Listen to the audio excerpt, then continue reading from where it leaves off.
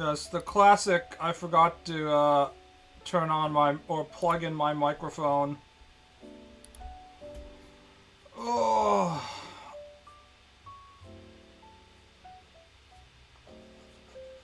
how noisy is the fan on your side? Because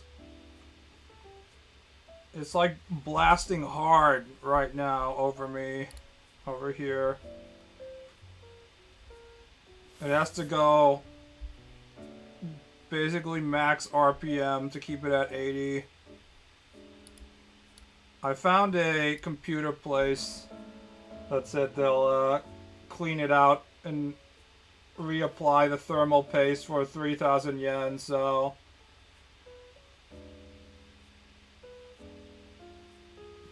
I'll go out there today or tomorrow, depending on calling them up and seeing how busy they are that day.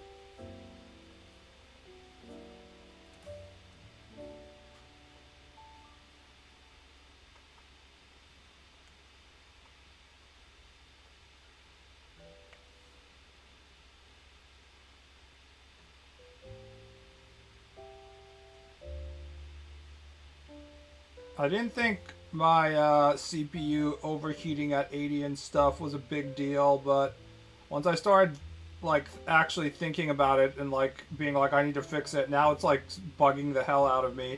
Because even when I initially bought this laptop, it had a tendency to easily, for the CPU to easily hit 90. I just figured that's just the way it was. So like CPU temperatures at 80 with like both of the fans going hard, I didn't really think was a big deal, but now that I've been told that the thermal paste dries up after like 3 years and we're in like year 4 of me owning this laptop,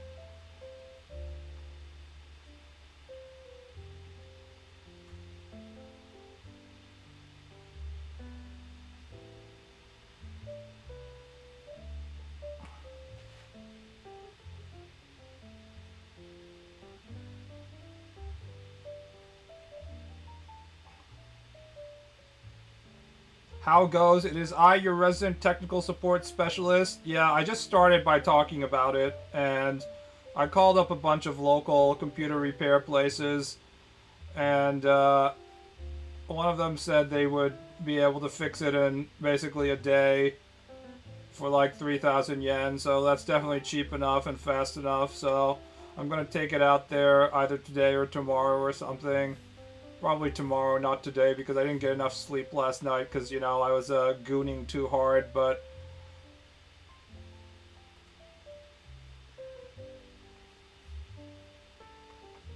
once I was told that I have to reapply the thermal paste regularly after like 3 years, and it's been 4 years, now it's bugging the hell out of me. I'm like, no, what if I'm ruining my computer, even though, even before the fan started to get loud.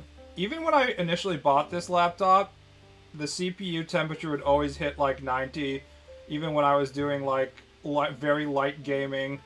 So I don't think I should be worried too much about the temperatures because I'm guessing it's just like it was built that way to hit 90 or so. But now that I'm starting to what it was usually only one of the fans was on, and now like if uh, if I'm even doing anything, both of the fans go on full blast, which I guess is probably because there's like too much dust and stuff inside.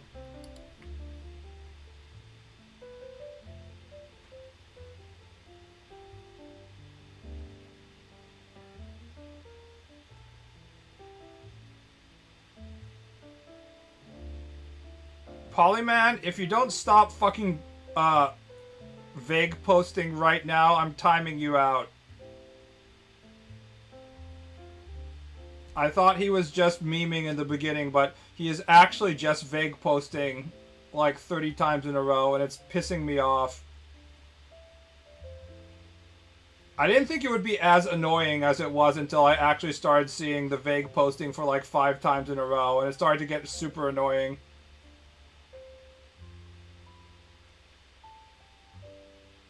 It could also be the case that I was messed up from the start. That's an idea. But in the start, like, the fans wouldn't even go on very hard, even when it was hitting 90. Like, the CPU would hit 90 while when I would be gaming, and like only one of the fans would still be on, and it would be at like 3,000 RPM, and I was like, what the fuck is wrong with this fan? Shouldn't they both be going? Do I even have two fans? And now it's like the opposite. So I wonder if maybe there was some sort of MSI internal logic update or something. I don't know if gaming laptop companies do that, but it makes me think that maybe they updated the drivers or something when I wasn't paying attention, and they were like, actually, it should just be like more aggressive in the way that the fans come on.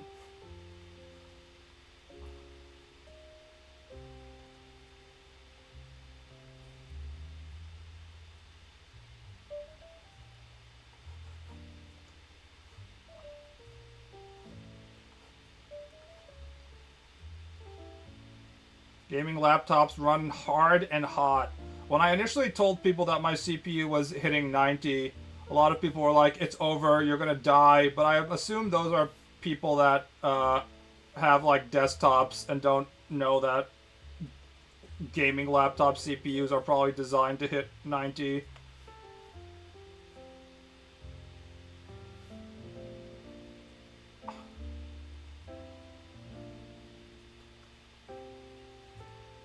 I was beginning to think there wouldn't be a stream today. I woke up and I was thinking about the dialogue of the next comic I was gonna write. So I had to write that down before I could actually start the stream, because when you have like the dialogue in your head, you have to write it down or else you forget it, and all that, thinking work goes to waste.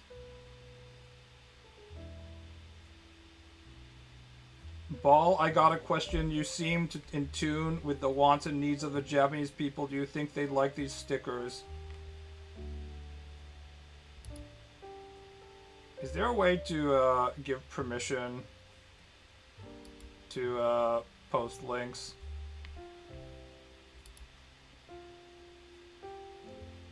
Can you just post it without like the .com? So it's not in the link format. I have links turned off. I can probably turn on links in chat because we haven't gotten any like RuneScape gold sellers in a long time, so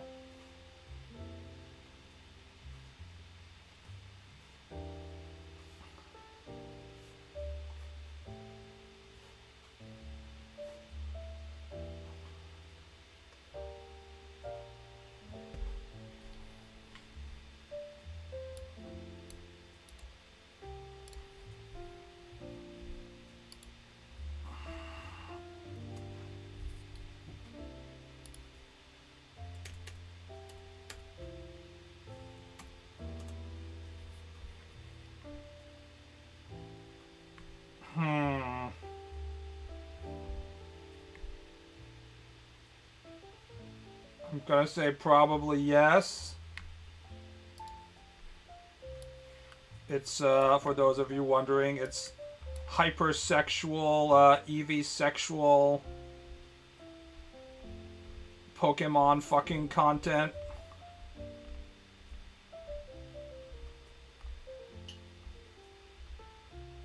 I didn't know that Eevee was so popular until Eevee got its own special version of Pokemon Pikachu and Eevee.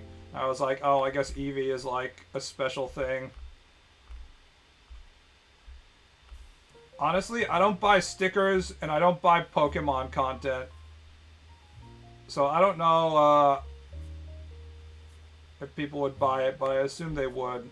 You know, I don't think there's as much Vaporeon fuckers in Japan as there is in the Western fan base, honestly.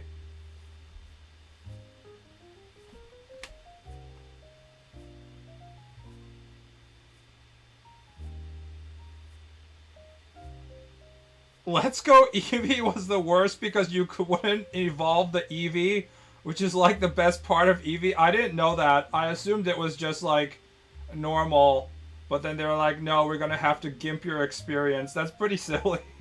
That's just really dumb. You're removing the entire gimmick of the animal. Excuse me, Pokemon.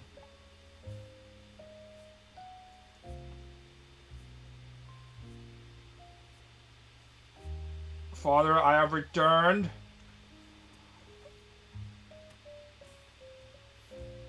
Excuse me, I have to go to the corner store to buy some milk and cigarettes. I'll be back in 10 minutes.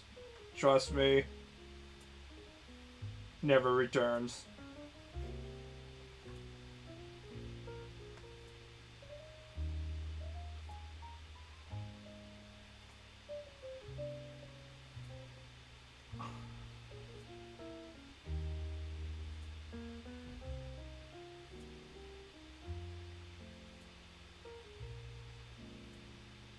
Which evolution is your favorite? Personally, I didn't give a fuck about Eevee.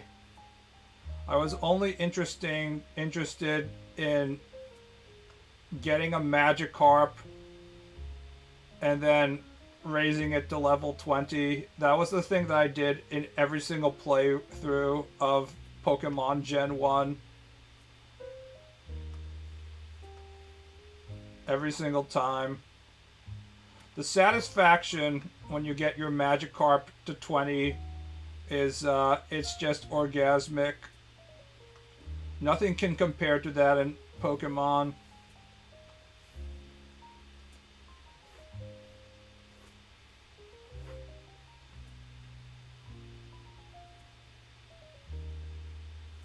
Is it me, or did everyone just forget about Borderlands 4? Yes, everyone has forgotten about Borderlands 4, dude. Why would you think that people wouldn't forget about Borderlands 4? It's a sequel to a sequel to a sequel of a AAA shooter franchise, and we're not living in 2010 anymore, bro.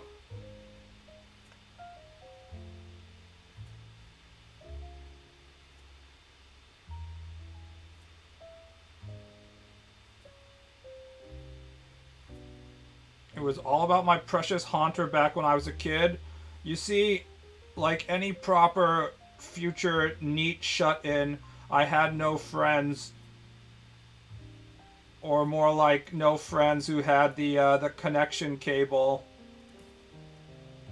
So even if you got one of those four different Pokemon that would only evolve with you know, trading it with somebody, you were kind of fucking cucked.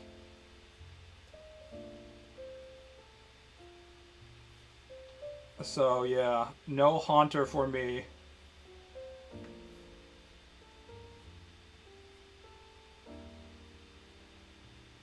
I finally became aware and realized that Juri Han straight up just has her tits out. No, she has like tape covering them.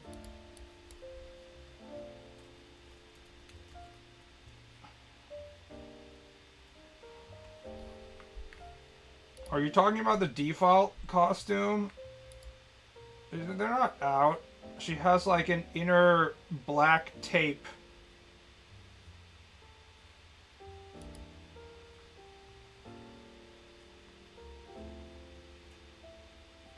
I mean, yeah, tape, but the tits are still out there flapping. They're covered in tape. I don't know what more do you want out of a woman. Are you saying she should wear a bra or something? You sick fuck. What if she suffocates without being able to breathe?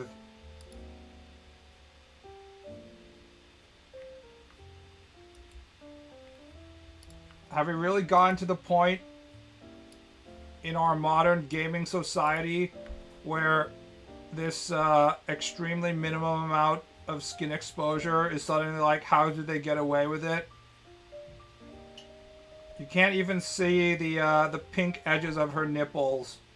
Even if the white upper shirt came off, she would still be fully covered. There's nothing to get away with here. It's a perfectly modest outfit.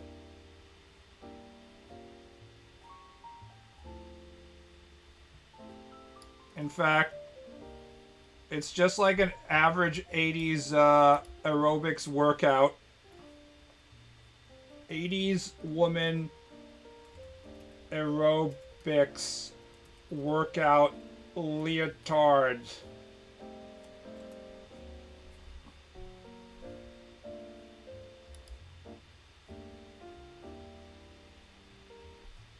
For everyone who's like, but Cammy is wearing a thong. That's crazy. I just like to remind you guys that back in the day, this was the standard getup that we thought that women should wear. Not we. Women thought women should wear when they were doing their aerobics. They were like, I must dress in blue neon colors and have some weird thong set up. The Zoomers don't remember, but I do. I remember sweating with the oldies. We weren't like, that's sexual back in the day. We were like, this is our proper attire to lose weight and stay healthy. Just like shoulder pads are proper attire in our women's suits to show that they're powerful business women.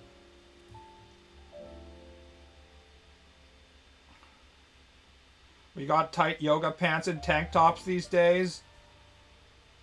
I would say that women's fashion is all about men trying to convince women that they're not presenting themselves as sexual objects and they're empowering themselves. But it's really more about women convincing men that women aren't presenting themselves as sexual objects and empowering themselves when they are in fact definitely presenting themselves as sexual objects, and then, you know, profiting off of the male attention that comes from them selling themselves as sexual objects. Women should really get jury pilled and start wearing tape. If we're going lowly anime style, I have learned from great classics such as Kodomo no Jikan that during their sensitive years in which the nipples are sensitive, young Japanese girls would put band-aids on their nipples and stuff when they were too young for a bra. To this day, sometimes you'll see hentai where like a girl has a band-aid on her like slit, and then, you know, all the lolicon otaku are like, "Whoa, pero pero pero kawaii."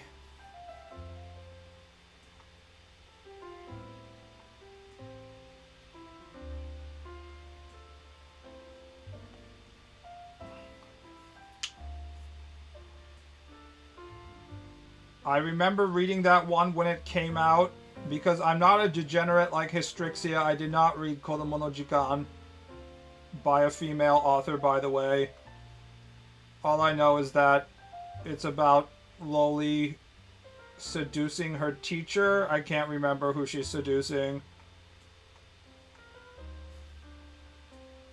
For everybody on Twitter being like, you're sexualizing an anime character that's 17 years and 11 months, 25 days old. Shame on you. Shame, shame, shame.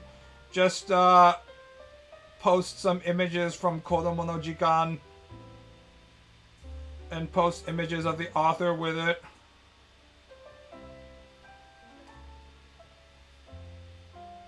Immediately invalidating their arguments. He keeps pushing her away. I mean, that's what you're supposed to do.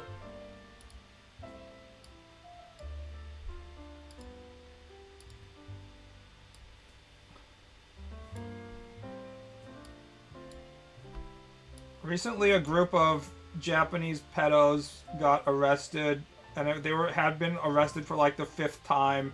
And one of them, I think multiple ones of them were like teachers.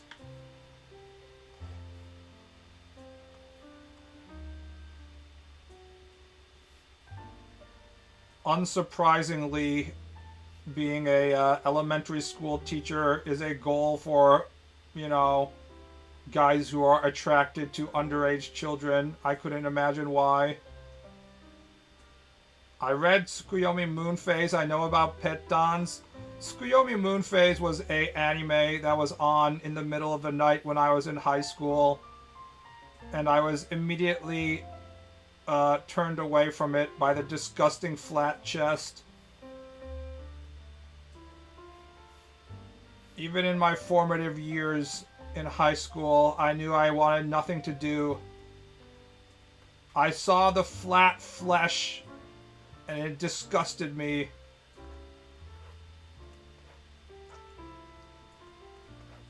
I lusted for the power and stability of the machine.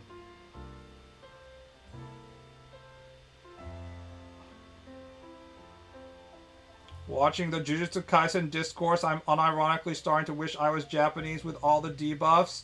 What, are you saying that because everybody on Twitter is like, are you saying this Nobara girl is sexy? But have you considered that she is a teenager in high school, despite her thick, fully developed thighs and breasts? Do you not feel guilty for that? Meanwhile, I will, in my same account, sexualize the male characters and, you know, write 10 million words of Kotetsu Gojo fan fiction in which they have gay male sex.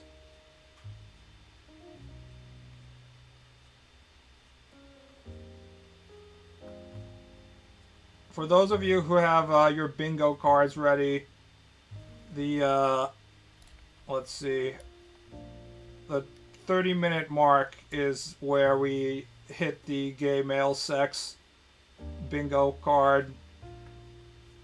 You can fill out that, although that might as well be the free space.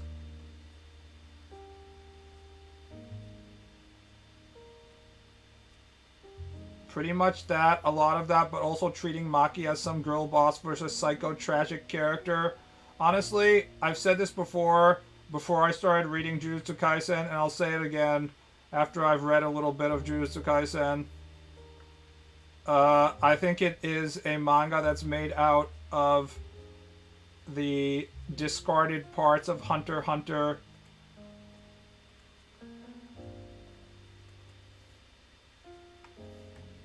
Like, it's the equivalent of taking all the parts of Hunter x Hunter that was lying on the lawn of a redneck and being like, we can build a truck out of that. Yeah, let's build our own Hunter x Hunter. It'll be just as good as the factory model. Yes, sir. And it kind of runs, but it makes weird noises, and if you take it on the highway, you're risking, like, the fucking transmission falling out and impaling somebody driving behind you. But, you know, the rednecks don't fucking care. That's the metaphor I have for what Jujutsu Kaisen is to me.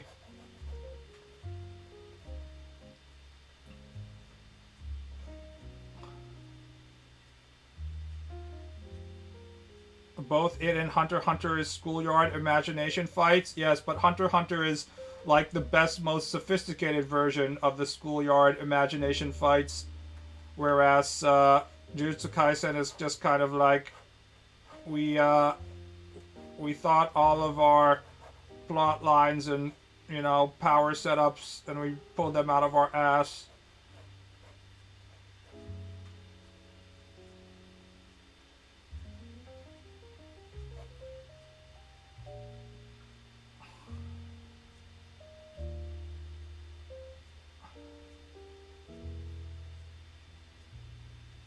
I found them both boring, honestly. It takes a high IQ to understand Hunter x Hunter. Somebody post the Rick and Morty copy pasta, but replace all the Rick and Morty content with Hunter x Hunter elements. Thank you. We don't have Constrictor here right now, who is basically the person responsible for posting copy pasta.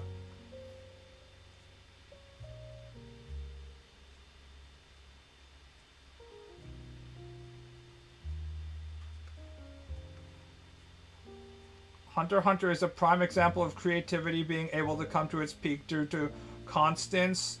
I don't know if he means constraints or constants, but they're both the same meaning in this case because Hunter x Hunter is a great manga in which the rules are set out in the beginning and then you can properly use those rules to predict what the characters should do and how they will behave and stuff like that.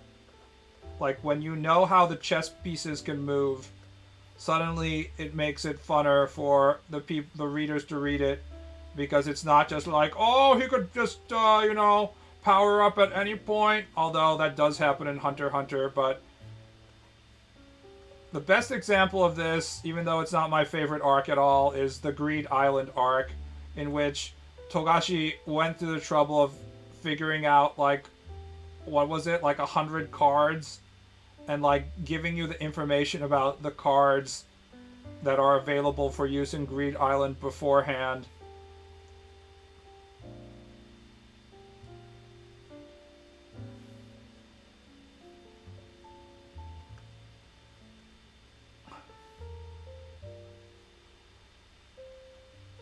To be fair, you need to have a high IQ to understand that bungee gum has the properties of both rubber and gum. Thank you. That is what I was looking for.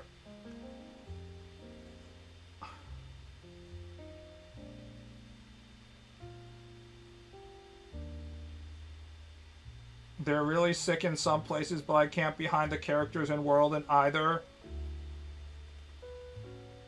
What if you fantasize that Kurapika is actually a female and gets hate sex from Leo Rio on a daily basis? Or better, what if you fantasize that Kurapika is a boy and still gets hate sex and takes it in the ass? The correct way to enjoy both Hunter x Hunter and Jujutsu Kaisen is obviously through Fujoshi content, so it may sound like I'm joking, but I'm pretty sure Fujoshi enjoy both series more than just like a standard shonen consumer of that stuff.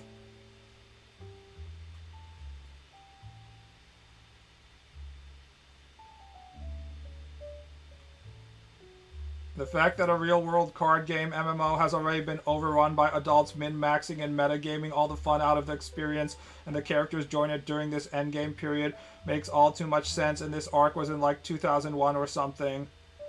The thing about Greed Island is that it probably wouldn't get min-maxed that horribly because unlike actual video games in our real world, you die in Greed Island.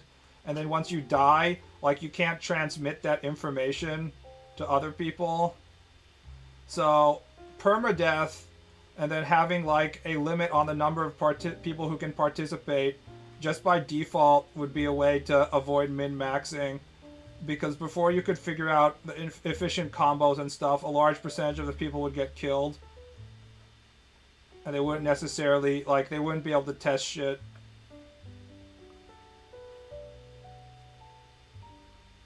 Jujutsu Kaisen is the blue exorcist of this generation, completely disposable, high-budget nonsense. It's also the exorcist of the generation in that it has, like, big titty female characters. The only thing I know about Blue Exorcist is there is that woman that was wearing a bikini top constantly. I don't know what her name was, but she had one of those character designs that looks like it was meant to lose to the orc dick.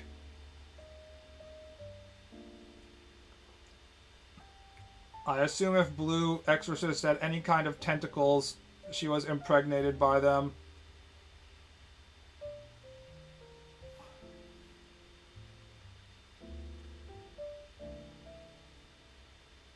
I was very surprised to find out it was still going. World's Strongest Disciple Ken Ichi is getting its sequel, apparently. Or more like the author is coming back with it, because, you know, when you have a huge hit in manga, you just keep on going back to the well endlessly.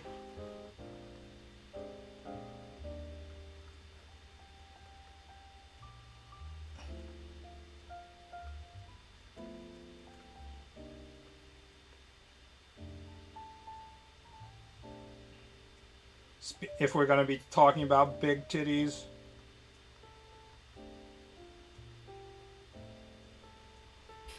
Goshbell did that too, and it's really good. I mean, it's the original authors. The original authors, after they've had some time to recharge, and then they get like a better schedule and stuff, and they can go back to it. This is different from like DC and Marvel reshitting out their same content a trillion times. The authors still had a few more things they wanted to say.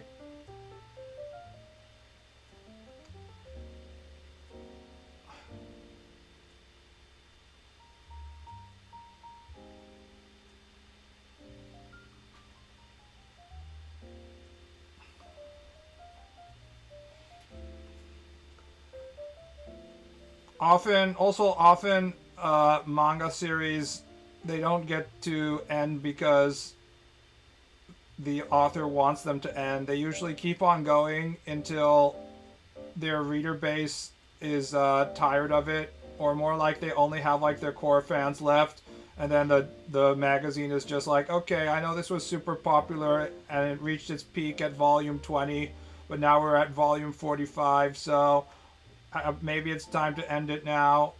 And the author is like, yeah, I guess.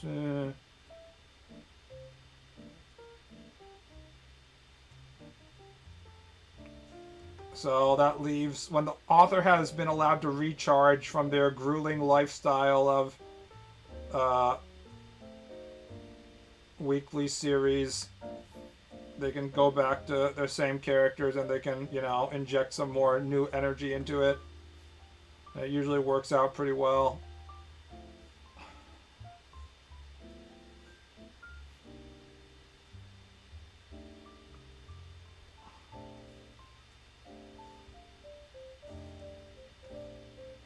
Free rent challenge. This isn't full free rent challenge. You'll see when I actually draw the jaw, but I have it at a very specific angle to avoid the free rent challenge, the difficulty of that.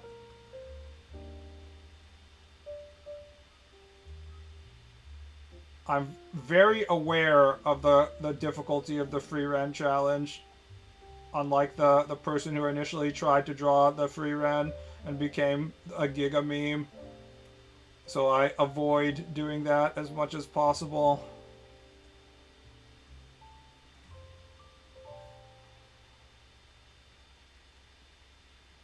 Goshbell needed that. I remember the final arc of WoW was kind of ass.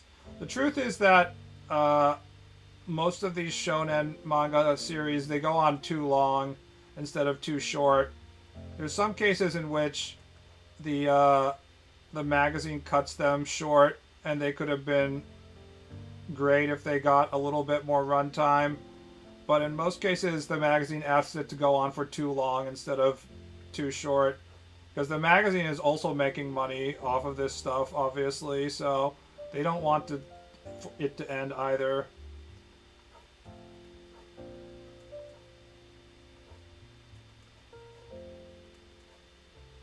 The ones with the best endings are usually the ones in which the author just decides to end it when the magazine is like, no, no, no, no, don't end it. It's still popular. I'm talking about stuff like Demon Slayer,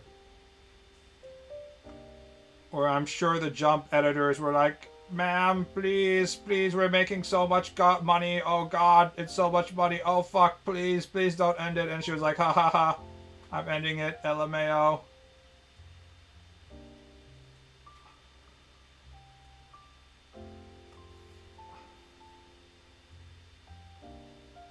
End it instead of dragging it out. But if we end the series, how will the thousands of animators and Chinese slave workers who are making Demon Slayer plushies make money off of the IP? I guess you can keep on making plushies even if you end the series, but the publishing company, they want to milk that shit. You only get like a hit every 4 or 5 years, 2 or 3 years maybe, I don't know.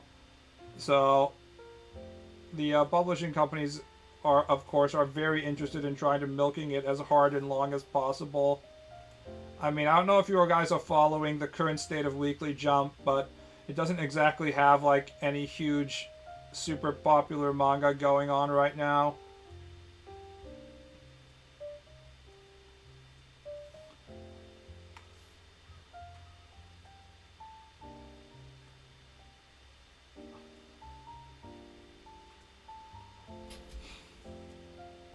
Demon Slayer is the most bland, bare bones, generic manga.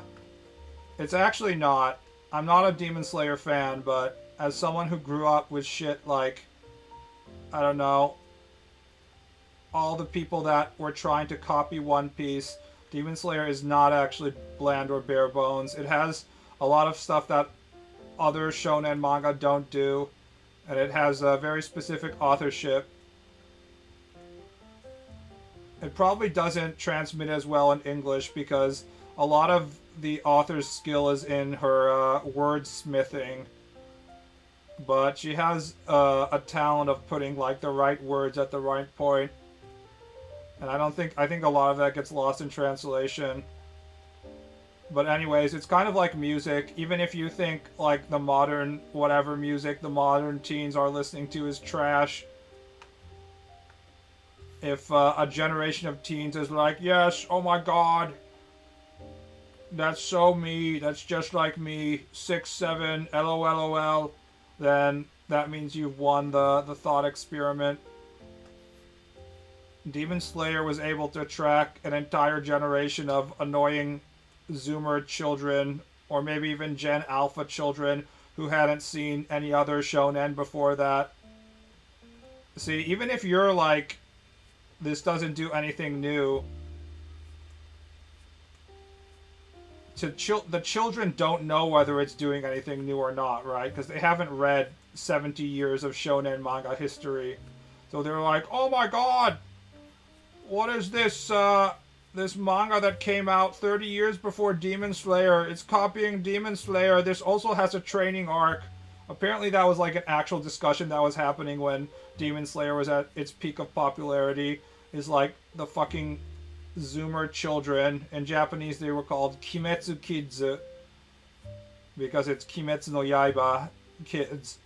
They would be like on the internet forums and being like, oh my god, look at this manga, it has a training arc just like Demon Slayer. How could they copy this manga 30 years in advance? It doesn't make sense. Demon Slayer slaps, no slander against my sweet Tanjiro. Only a female author would be degenerate enough to understand the male need of having a small miniature Emoto younger sister inside a box muzzled so she can't bite you or say anything, and then have her grow into big titty large sister during times of danger. What a beautiful story. As an only child, it's the only thing I ever wanted. Convenient portable sister that I can have her keep her shut up and keep her inside a box. Really, all Tanjiro needed to do was fuck his sister and keep the long hair. Tanjiro is busy fucking other female characters. He doesn't have time to fuck his sister.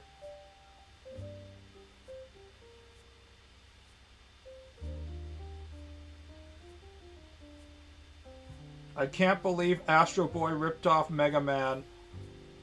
I would like to make a comment about Astro Boy ripping off other shit, but honestly, Tezuka didn't really rip off anybody besides Disney, so...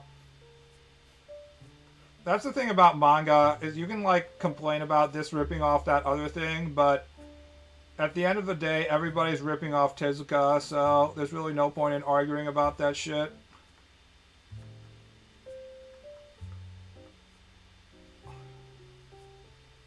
Tezuka is the Tolkien of Japan. As someone who's read a lot of Tezuka content and also read a lot of Tolkien content, well, not a lot of Tolkien content, but enough Tolkien content, Tezuka is way better than Tolkien.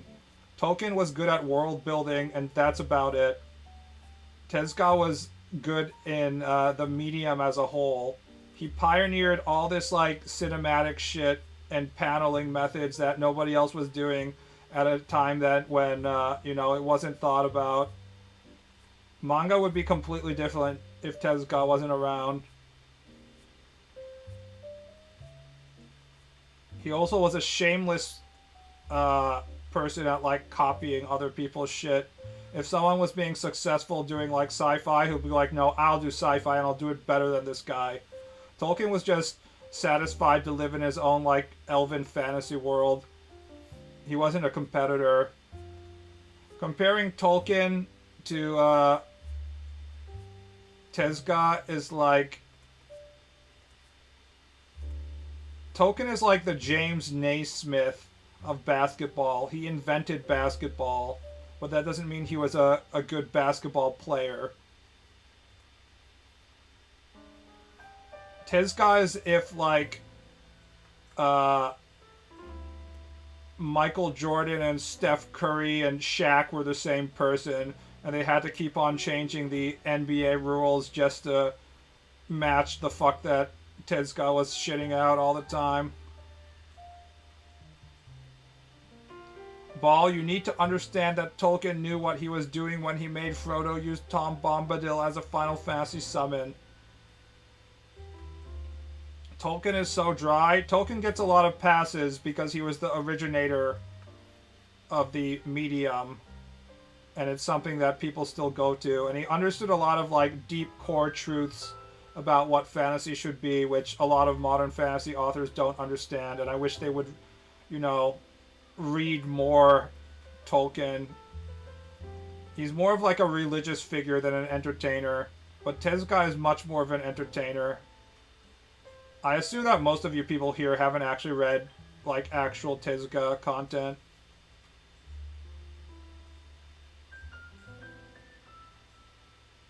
Shame his tendencies for drawing sexy furries didn't catch on as much as the rest of the stuff he did. I think it caught on a lot. I mean, Disney is responsible for a lot of the sexy furries, though. There was a very special one-shot Tezuka story that I remember having in some of the compilations I had. But it had sexy big-tit ghost woman. And I was like, God damn, fucking sexy big-tit one-eyed ghost woman.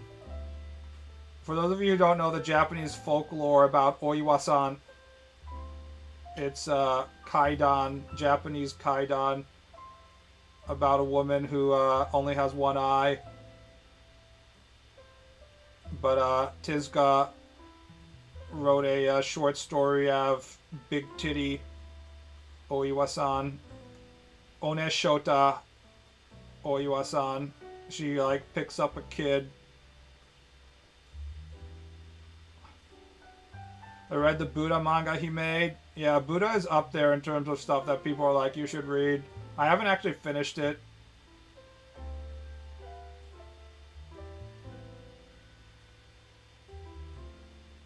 You need to make a list of the best doujins from 2008 to 2018. I have no interest in what's the best doujin. I only care about what I want to jack off to.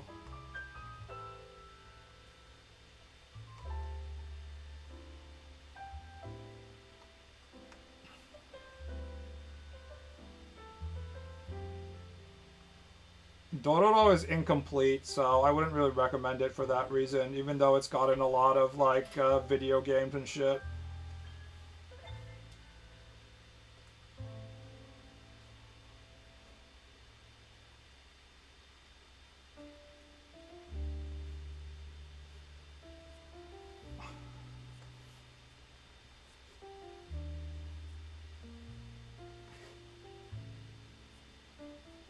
Everything is connected to one and another in art and animation, kind of, I guess. That's sort of the excuse that AI prompters use when they're just like, oh, I'm not plagiarizing, you're plagiarizing. So I wouldn't go too deep into that. If you're gonna say that, like everything is connected to real life.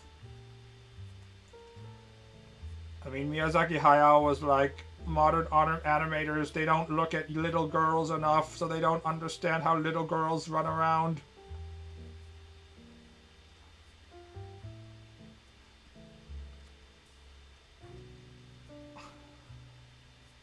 Do not redeem my prompt, sir. That's my prompt. You can't redeem it. No.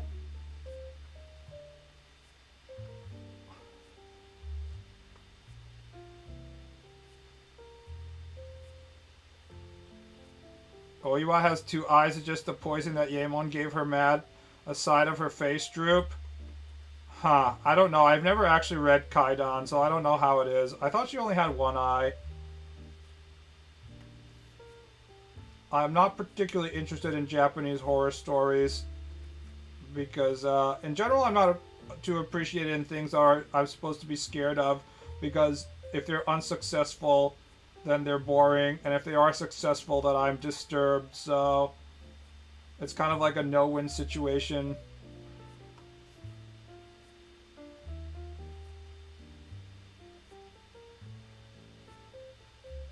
There's a very good Cuck Queen Dojin by Kawasaki that just got English translated if you know where to look. I spent enough time looking for dojins. I don't think I need another one. I already waste like 30% of my life reading dojins for free on eHentai. So, yeah, I don't think we need to go any farther into it. If anything, I need to jack off less to make my sperm more potent.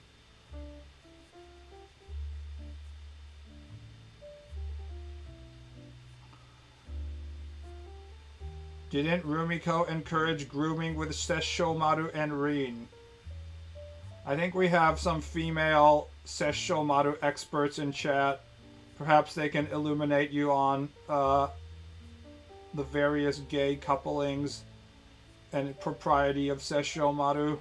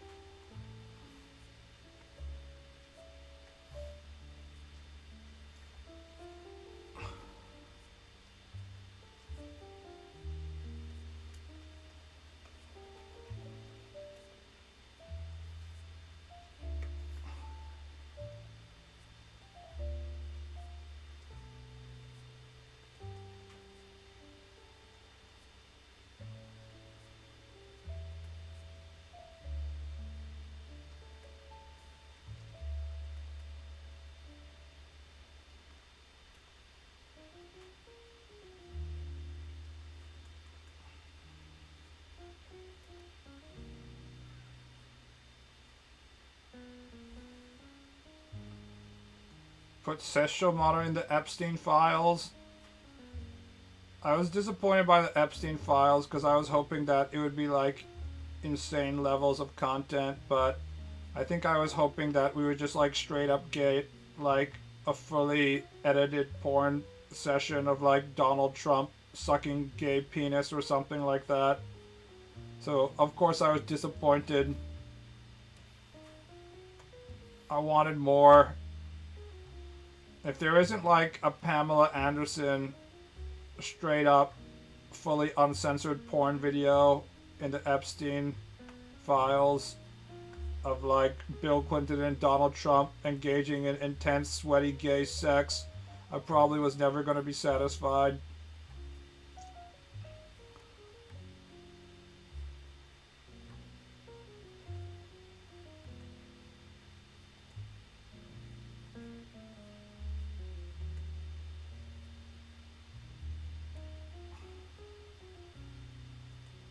Winnie the Pooh and Piglet are in the Epstein files. Imagine if you were posting that and we were in China. The government censors would barge into chat thinking I was talking about Xi Jinping and they'd arrest me.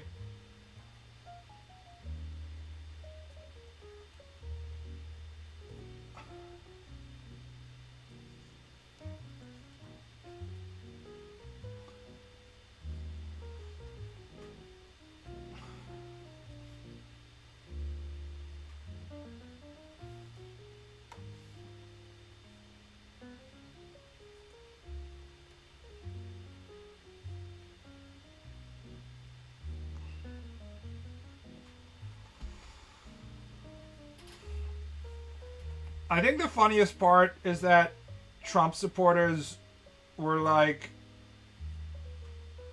no, there's no way Trump is a sexual predator. Or like they're trying to they're it's so weird that some of them might or might not be having a come to Jesus moment with Trump being in the Epstein files when he's already been accused of rape by like 30 women. Like I just don't get it. Like where did they like draw the line on, you know, what they're going to consider is forgivable in terms of, you know, sexual misconduct and what isn't? Like he's literally been accused by like half of Manhattan already that he's said on tape that he grabs the pussy on the daily.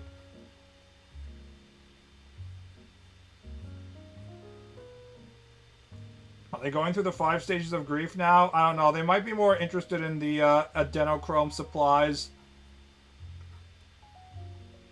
The Trump supporters who are interested in the Epstein files were also interested in like the terms of their like liberal conspiracies. So because they all live in like their fantasy world of, you know, harvesting circumcised foreskins to keep the elite young forever or something, it's hard to tell what they were actually looking for.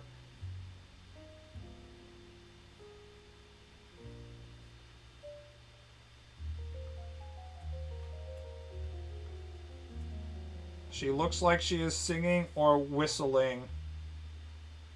I want to make her making an annoying snooty face.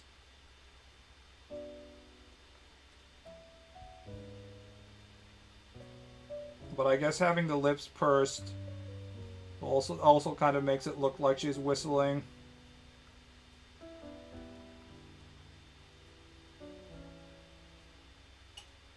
I've been laughing over the Sasha Riley interview on how Trump ended up wearing adult diapers. Why was he wearing adult diapers? Was it like some sort of pegging session, or did he just have to wear them in general? Getting old is it's a real bitch. You just have to come to terms with the fact that you're gonna piss and shit everywhere all the time. Dude's in his 80s. I assume that he wasn't in his 80s during the Epstein files that they're talking about.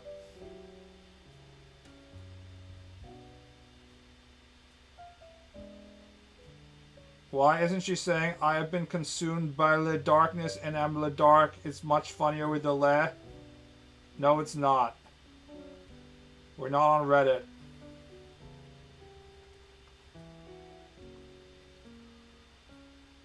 He's been wearing them before his 80s. I assume if Sasha Riley was talking about it, then it was quite a while ago. Sasha Riley is, wasn't she like a figure of my youth? By youth, I mean my teenage years. I can't remember what she looked like.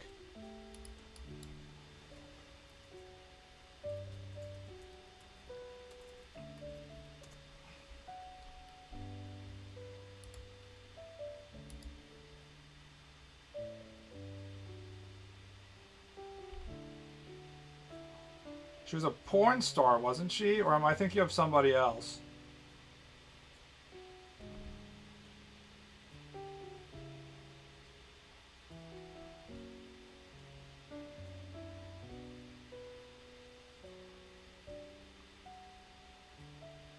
TLDR, pegging session gone wrong. It can happen to the best of us, and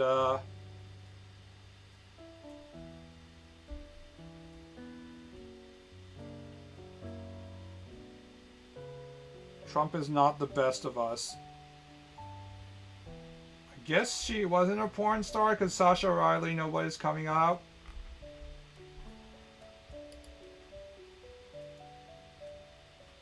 I must have been thinking of someone else.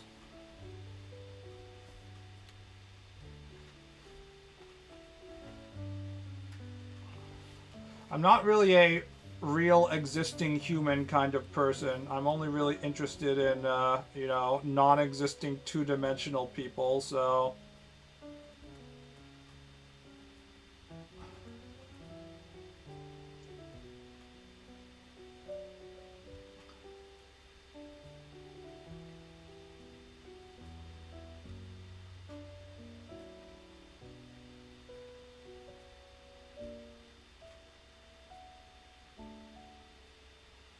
Real humans age. 2D humans also age, and they get hotter and hotter as they become thick MILFs. And then eventually they become 3,000-year-old thick lolies. And they start saying, I'm a 5,000-year-old fox spirit nanoja. And you're like, ooh, legal loli.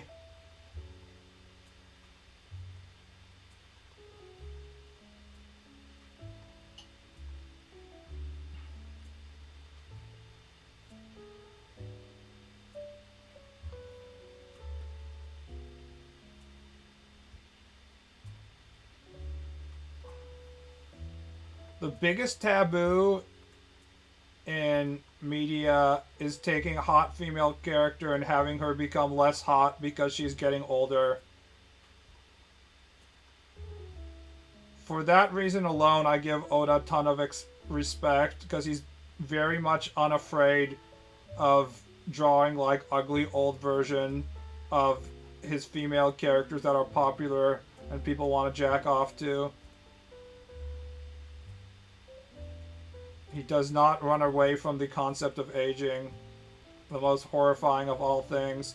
If you remember, during the Naruto episode in which Tsunade has to use all of her chakra, and as a result she becomes what her normal age would be, or even older than that, they just straight up censor what she looks like because it would be too horrifying to take everyone's favorite fat bait and actually expose her for being old and disgusting. They don't actually show it. They just show her like wrinkled hand and stuff.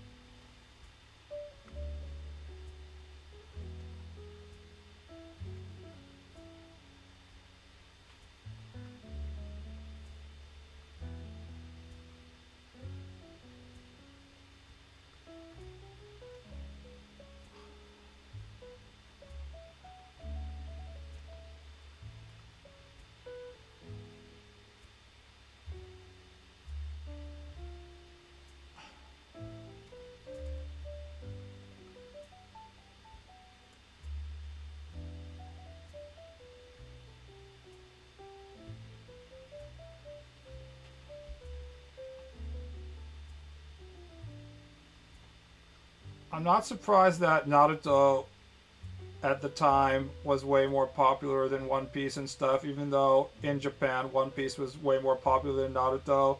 Naruto is much more of a straightforward like story setting. It has stuff that is easier to digest and appeals more to Western audiences. One Piece is notable in that it's so heavily influenced by Oda's tendencies. Whereas Naruto, you can tell that the editor kept a tighter leash and toned down a lot of Kishimoto, what Kishimoto actually wanted to draw, to make it more palatable to audiences for most of the story.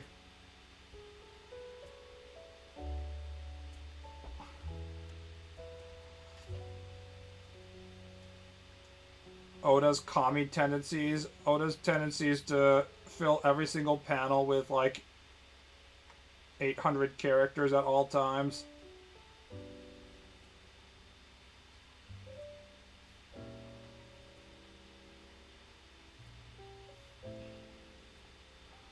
When the Pain arc came out, it was the peak. The rest of it kind of ruined the whole thing.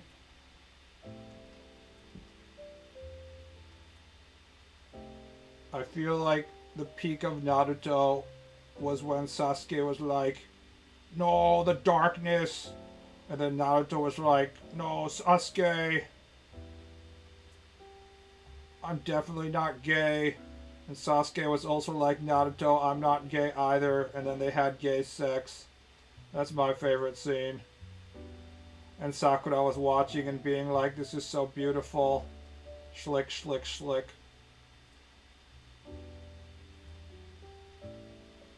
Sausage, come back to the village. She's like, it's too late. I've already turned to the darkness. Sasuke was Shadowheart before Shadowheart. Honestly, Sasuke wasn't even new in terms of like the whole Chunin edgelord content. He was just like the one that was able to embody it the most on a very large platform at the time. But we've had edgelord content for a long time before that. It's often said that Hiei of Yu Yu Hakusho was the first true edgelord, or at least the first true popularized edgelord, and it sort of went from there. A lot of the things that we use as edgelord copy pasta comes from Hiei, including having a one of your arms wrapped in bandages, having various parts of your body wrapped in bandages, not because you're injured, but because you have to hide the true power.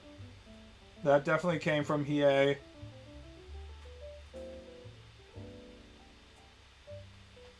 Naruto was better before it became about wizards. Bro, it was always about wizards. Kakashi is doing his Sharingan bullshit in like the first or second volume. Who cares?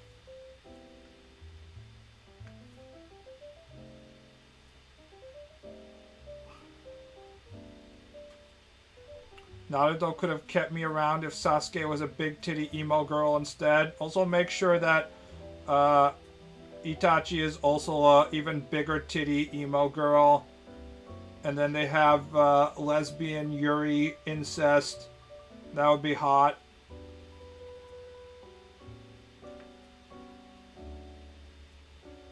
There's like one doujin author who has produced like 5 different doujins of Itachi being a female, with Sasuke being male, and they engage in, you know, Dami mommy older sister incest. It's very Kino.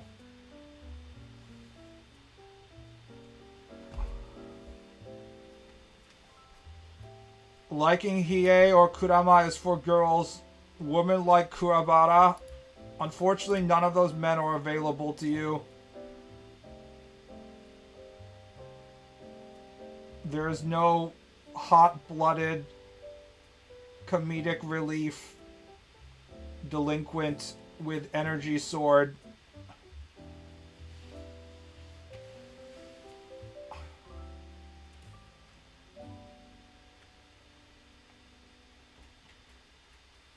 Yu Yu Hakusho's cast is so good even to this day. When Togashi wanted to draw cute girls, he was really good at it.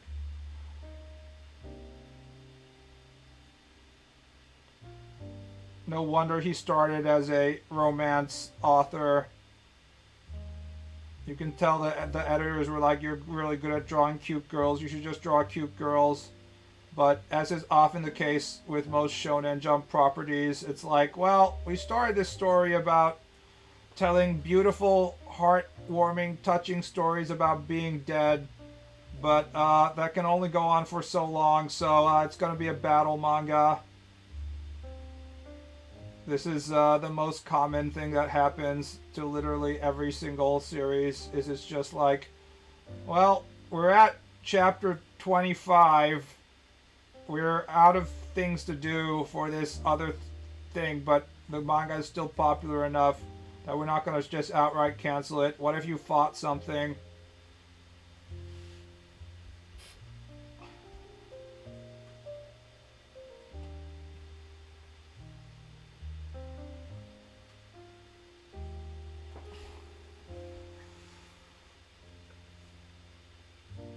Kurama is only for Hiei according to all my doujins. There's even a famous copy pasta in Japan that's supposed to embody like the energy of the female nerd, and it's like it's based around like a JAV. I forgot. I can't remember if it was an actual JAV or a fake JAV, but the phrase is Hiei wouldn't say that, and I think it's a JAV in which a male porn star is going to like a female nerd's apartment to teach her how to have sex, and then she asks him to dress up like Hiei and have sex with her. And when he says something that's out of character for Hiei, she's like, Hiei wouldn't say that. And she gets unhappy if he's not 100% in character all the time. Let me actually confirm where it comes from. This is a really famous Japanese copy pasta. Ignore the 80s leotard here for a second.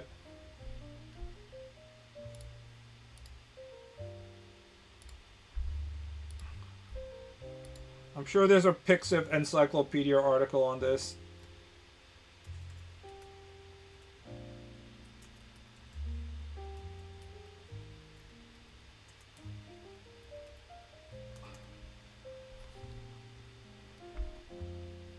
Okay, the Pixiv Encyclopedia for Hiei wouldn't say that says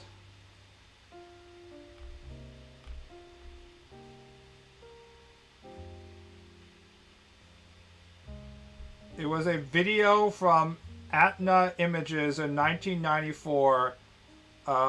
浴場列島宅配便私の処置を破りに来て double exclamation mark, which translated would be Lust Island delivery, come and tear my hymen, exclamation mark, exclamation mark. It involved a quote-unquote amateur, and it was 2 parts. The first part was with a woman with a child, so an actual mother, an SM play, which is a very weird choice considering they're saying that please come and tear my hymen. So apparently this mother still kept her hymen intact somehow, even while giving birth. But the second half was a 28-year-old woman, i.e. extremely rotten Christmas cake.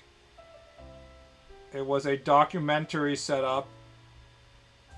The 28-year-old woman was a Fujoshi who likes doujins, and unfortunately during the actual AV she never actually says the phrase Hiei wouldn't say that, but the AV itself exists. Fujoshi, come for me, Hiei. Become one with me. I am Kurama. Male actor, Kurama, I am Hiei. I'm gonna inject my ki into your body. look, Yusuke is watching. And then the Fujoshi says, Hiei wouldn't say that.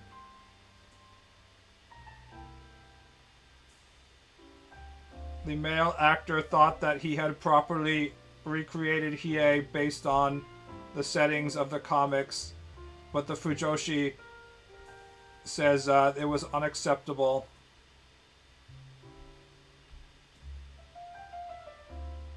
But the actual content is that she didn't actually say Hiei wouldn't say that, but the story of this video is basically that. And now it is a part of the Pixev encyclopedia.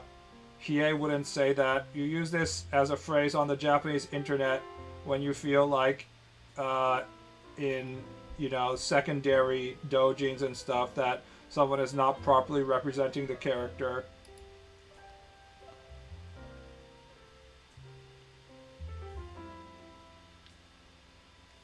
Gotta appreciate the effort JAV put into their scenarios. I mean, it seems pretty accurate from what we know about Fujoshi that a Fujoshi would be annoying when you're trying to help her tear her fucking hymen.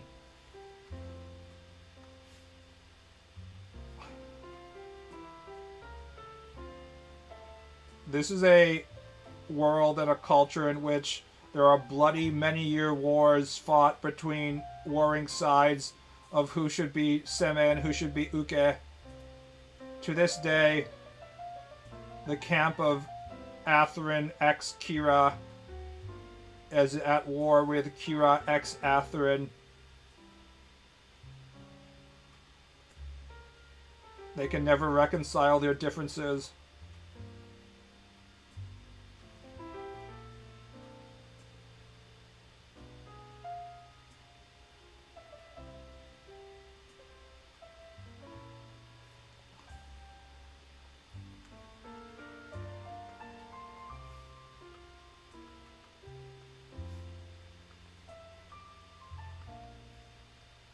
Of course, as someone who is a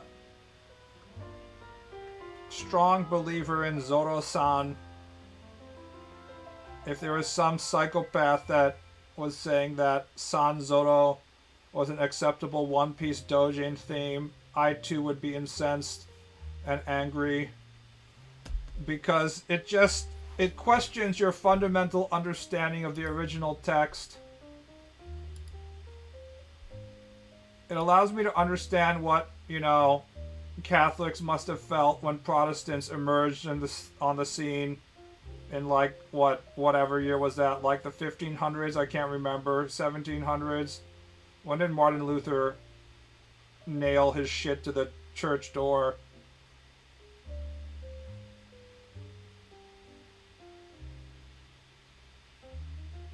Like, wouldn't it be bizarre if there was, some woman who was like, no, Sanji is definitely the Seme.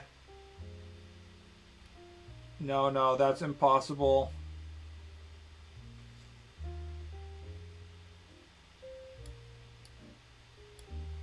Sanji is always Uke. We all know that.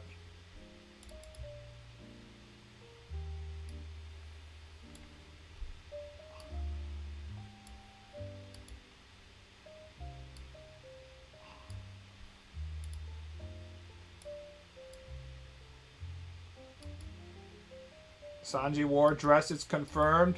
Sanji being a lustful female hunter while clearly never having sex and also dying from blood loss whenever a sexy woman touches him is just asking for Zoro's cock. There's no way in which he isn't Uke. Unless Zoro is being an extremely aggressive power bottom Sasoi Uke. I don't think Zoro would ever ask Sanji to top him, though. Sanji and Zoro are made for hate sex, so...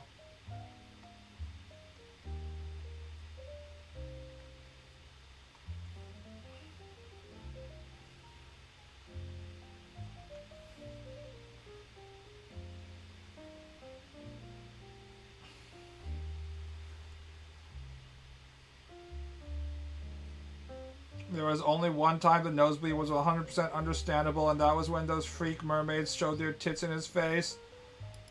There's actually been a lot of serious discussion about how Sanji having terminal levels of blood loss from nose bleeding during Fishman Island was like the beginning of the end of One Piece being a great serious story, because it took it was the first time in which Oda took the various cartoon gags that he liked doing and actually somehow blended it with like serious concepts, like, okay, now we have to need to give Sanji a blood transfusion or he's literally going to die from his silly nosebleed gag. It was the first time Oda actually started to implement like serious consequences for like stuff that was supposed to be a visual gag thing. And then that goes onward and eventually becomes, the pinnacle of that is of course Nika and Gear 5, in which the entire mode in which like serious battles are fought involves Luffy doing weird Tom and Jerry shit.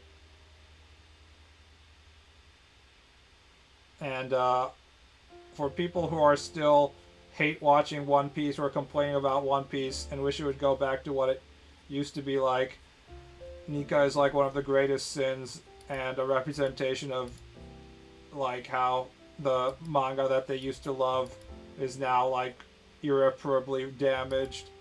So you could say that the Sanji nosebleed in Fishman Island was kind of the precursor to all these issues.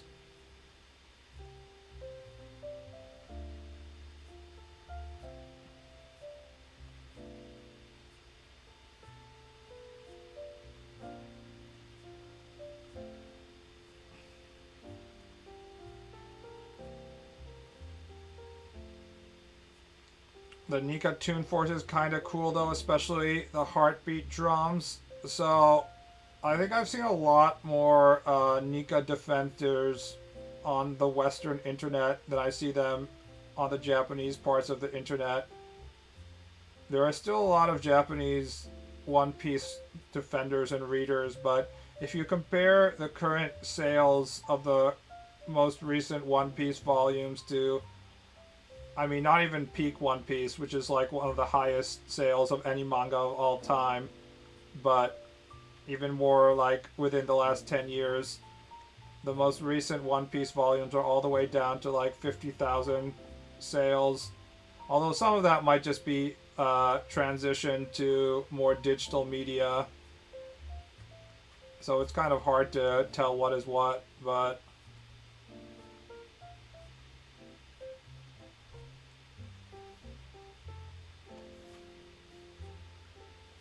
One Piece has lost a lot of sales. I think that's without a doubt the truth. And a lot of popularity. I'm not sure how much. The cartoon logic was always present. Questionable. The cartoon logic was implemented in a form in which there was cartoon logic, but it was masked with the concept of devil fruit. So, you know, Luffy was the cartoon that you could punch and stretch and stuff, so he was always a cartoon from that concept. But he always had the idea that you could cut him, and of course Buggy was like the opposite of that, and so on.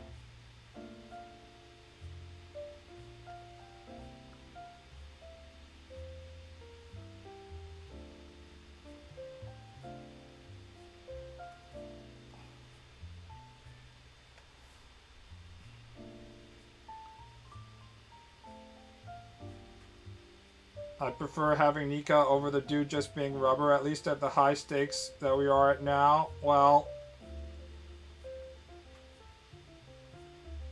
having so many devil fruit users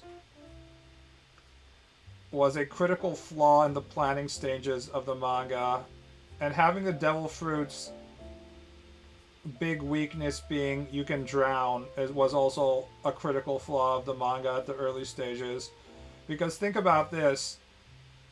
If you are a pirate and out in the sea and if you hit the ocean, you automatically just sink like a rock and just immediately drown. That would be a huge debuff and a really big deal. But if you actually want to implement that in manga, realistically speaking, the way in which a lot of these devil fruit users would lose is that they would just get knocked into the ocean and then they would sink and they would drown.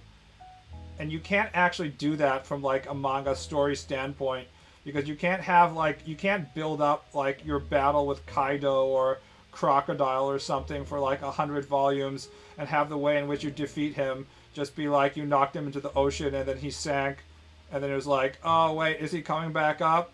He's not coming back up, guys. I think he's dead. The end. Like, you can't fucking do that.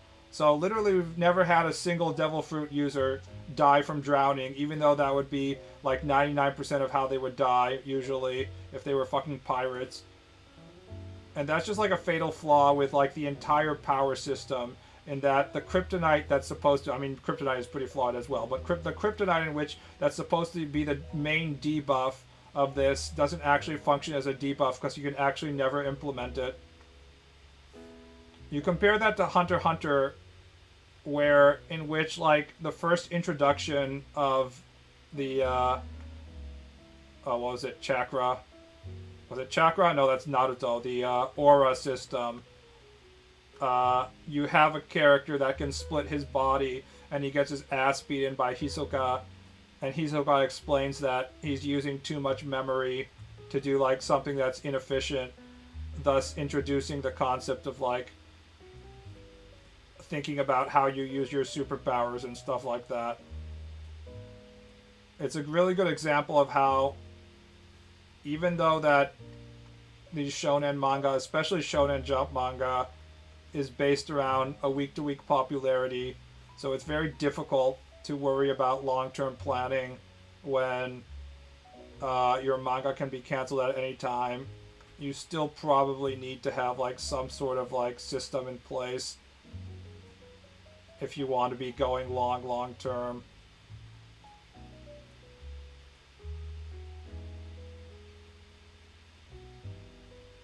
One Piece is a series where I just don't give a fuck about the inconsistencies. There are so many moving parts and big storylines. I'm just excited to see it to be tied together.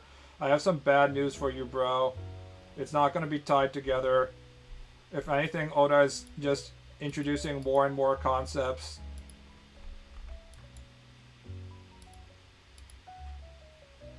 Anybody who is believing that Oda had like his one notebook in which everything was planned out and he's just following that and everything is like it's gonna be clean when he ends it is delusional.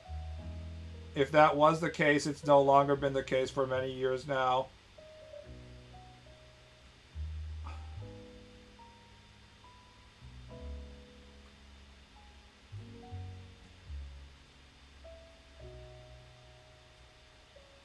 He's added way too much to do so effectively. You think there was like some sort of god figure and that Luffy was a god when he started it? Of course not.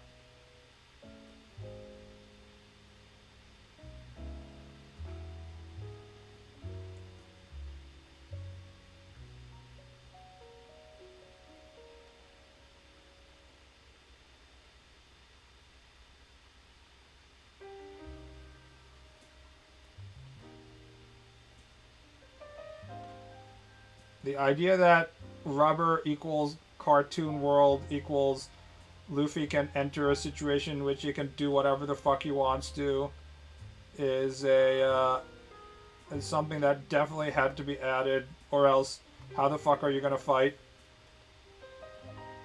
The power scaling is like a tale as old as time, in that you have to keep on raising the stakes eternally in a manga that's about, you know, fighting, right? And if it's just Goku powering up without any real like rhyme or reason, that's fine.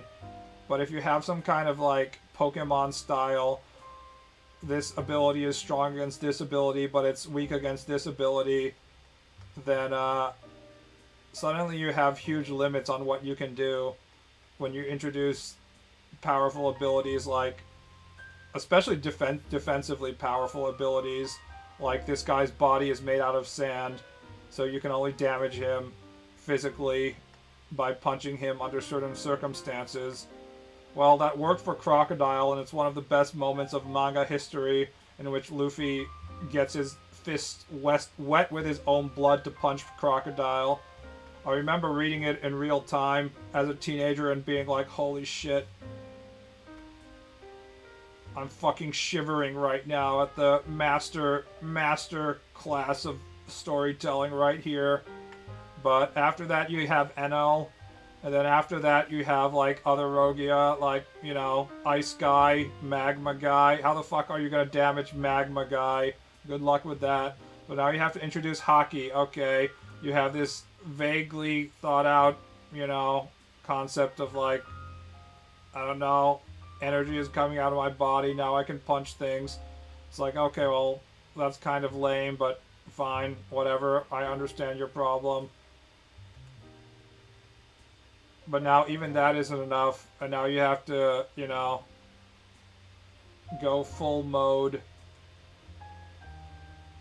Go full no longer Rubberman mode and be like, no, he's a comedy god.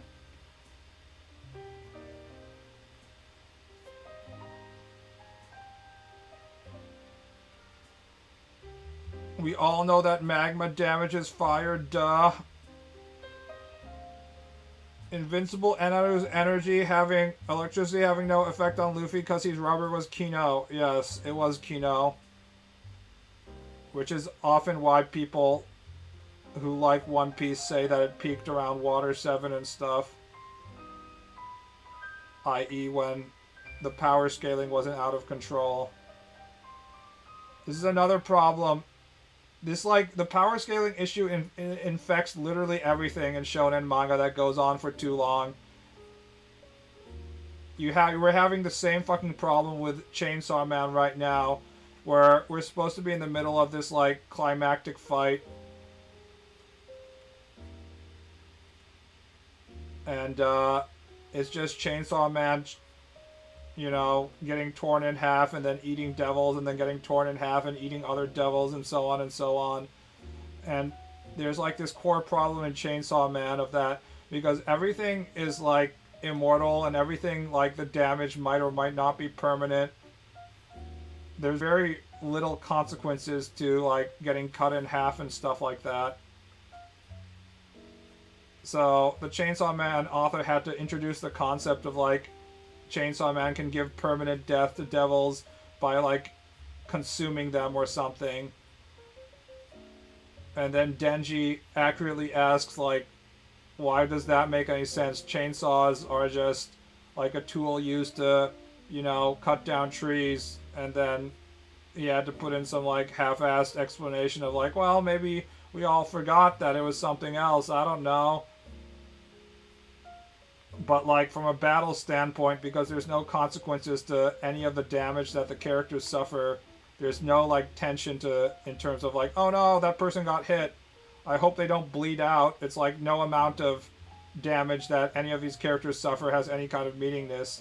So it's basically just play fighting until you get to the end in which, like, the author is like, okay, this is what actually happened. What it has really taught me is that, like, you have to be very cautious in introducing defensive scaling to characters' powers if you want to do fight comics. Offensive scaling is fine. We have offensive scaling in real life. Having access to, like, nuclear weapons doesn't make you safe from assassination, but defensive scaling is very dangerous because it can ruin all of, like, the climactic moments that you have set up, because everyone's like, well, I don't know if this is going to be fatal to this person or not.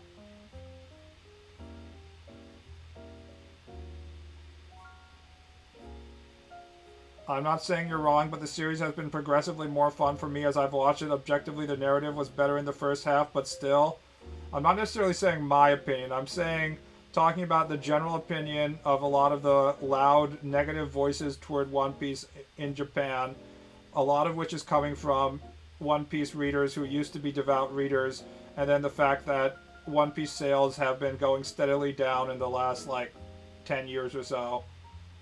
And they're now at the rate of something that would be considered to be a mid-tier manga instead of the most popular manga in history.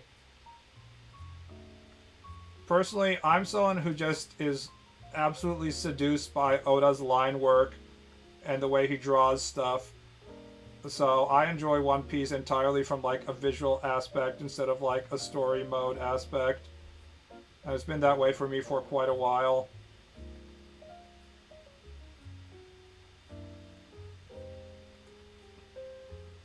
That being said, I don't buy Jump at the local convenience store because I don't care about what's happening in terms of the One Piece plot. So I'm not a proper customer anymore.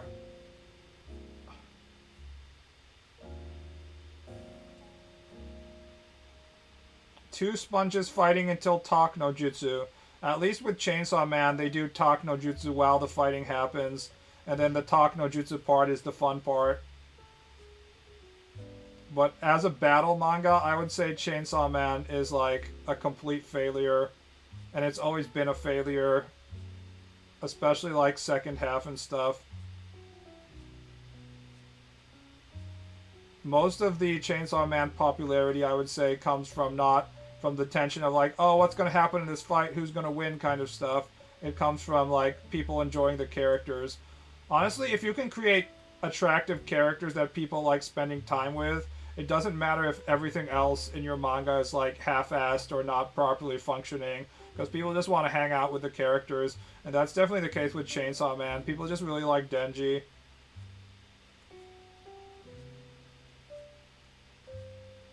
As long as you have an attractive main character, people will stay with you forever, basically, because they just like hanging out with the main character.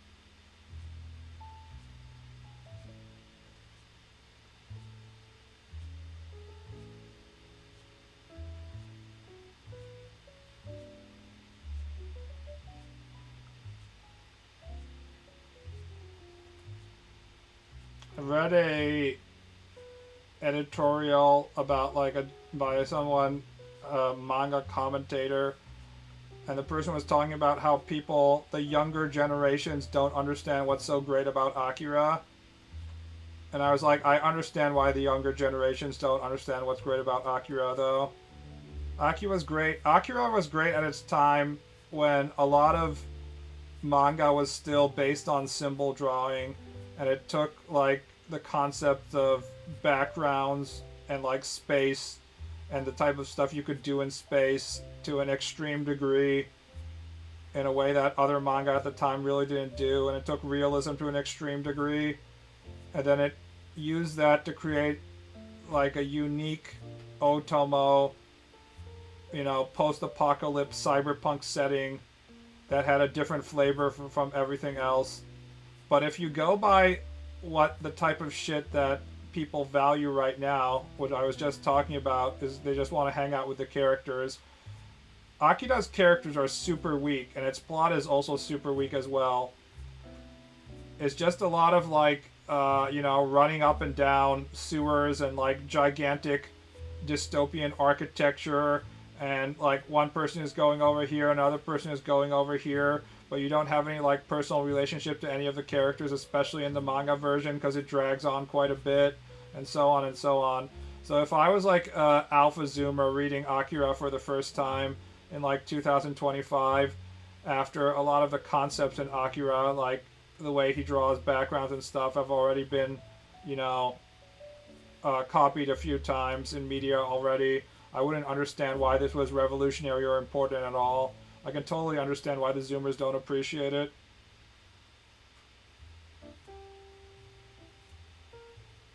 you have to have appealing characters. There was a time in manga when appealing characters weren't as important now, but right now it's truly a character-based business. That's how you make your money as well, because you have to get people to be buying your Chopper plushies and stuff like that. I mean, that's why the doujin business is so big, right? Is because people want to hang out with these characters more. They don't get all the character interactions they wanted to get in One Piece, so they have to buy their Zoro Sanji doujin so they can get the scene in which, you know, Zoro fucks Sanji in the ass.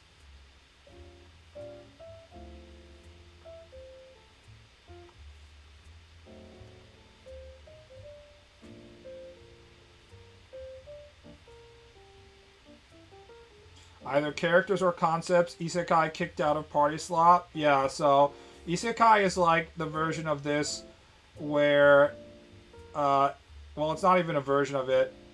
They are enabling different comforting emotions in our brains. The ones where people buy it for the characters are enabling the dopamine we get from like spending time with buddies. Humans as like a tribal animal, right? Humans have to be with other humans or else they start to feel lonely and go insane. Just being in solitary confinement for a few weeks is enough to like permanently fuck up your brain and stuff. Whereas the isekai kicked out of Party Slop, it's also going for the jugular, but for different types of power fantasies, like revenge power fantasies. It's the dopamine hit you get from seeing your enemies be humbled and all of your desires be achieved. In shonen manga as well, you were supposed to get that dopamine hit, but it was supposed to be worth more because you would get that hit after like reading 40 volumes in which the main character finally defeats his enemy. But the big thing about isekai and the internet when they developed the isekai genre was they were like, people ain't got time for that shit. The main character is going to get expelled from the party in chapter 1 and he's going to get back on the party in chapter 2 and you're going to get your dopamine hit. And then that becomes a question of what are you going to do after chapter 3? And it's just, the answer is usually just add a bunch of girls that want to suck his cock. And they really don't have anything more to say. After his own party realizes that he was right all along. And everything good that was happening was because MC-kun was an amazing enchanter spellcaster. And he was buffing everybody's weapons by 1000%. And now that he's gone, we're all worthless. Boo-hoo-hoo-hoo. I fucking hate Expelled from Party Slop because it basically invalidates the entire fantasy setting because it's not providing you a world in which you can explore because it assumes that the people in the world are so stupid that they can't even recognize like the concept of supporting magic.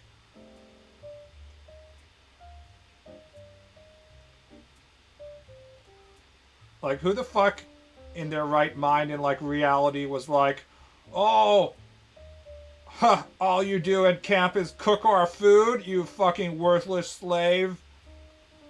Like, we have militaries in the real life. We know that nobody's like, you stupid fucking cook, you're worthless. Like, everybody knows that.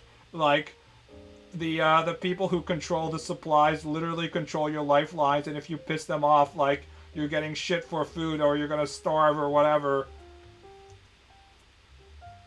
But isekai is all about, you know, the wish fulfillment fantasies of the reader. So in order for the reader to feel good about their wish fulfillment fantasies, basically everybody in the world has to be incredibly fucking stupid or else it doesn't work. I would rather take overpowered retard over kicked out of party slot. So this is how the isekai genre first started. It first started with being like the authors who were fantasy fans, but then they were also like MMO fans and stuff like that. So then they started asking the question of like, what if I took my super overpowered MMO JRPG character and put it in like a traditional fantasy setting? So that's like early isekai like Overlord and stuff like that, where the author was capable of actually writing a proper Western fantasy setting. So the more fully visualized and more serious the Western fantasy setting is, with like complex, magic systems and religion and like powerful countries and stuff, the more fun it is to put like these insanely ridiculous, overpowered characters in that setting and watch them like destroy everything. It has like a huge like, kicking over somebody's sandcastle kind of energy to it, and I still enjoy that stuff very much if it's done right.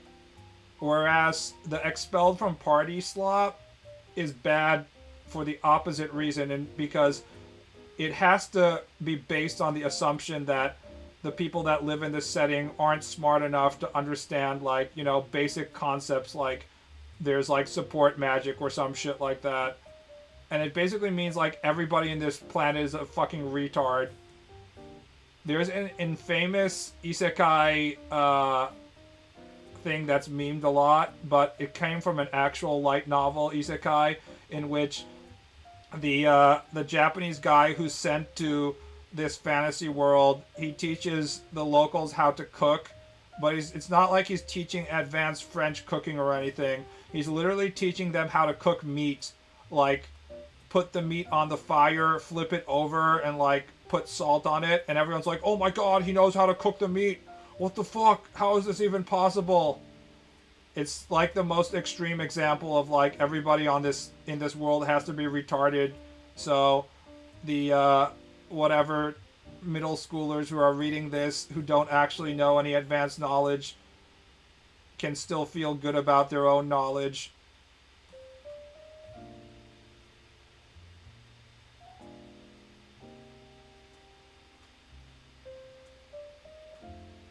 The bare fucking minimum.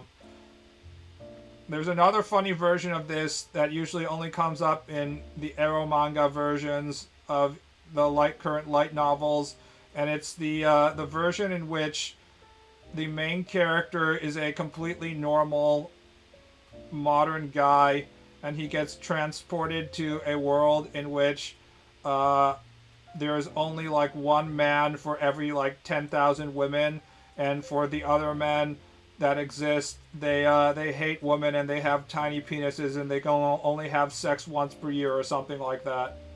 So this guy, just by being a normal man with a functional cock, suddenly is the most, desirable man on the planet.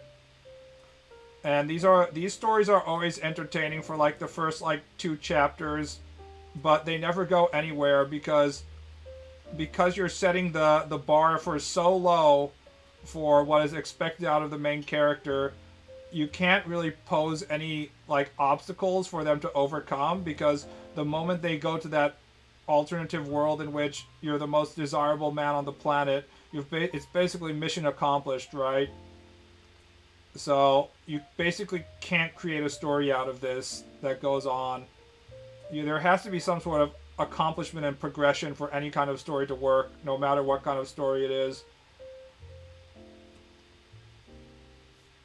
This is the core problem with the current slop, in that they can't make it about somebody who's like way better than an average Japanese guy, because then average Japanese guys who are tired with their salaryman slash, student lifestyle can't self-insert as it.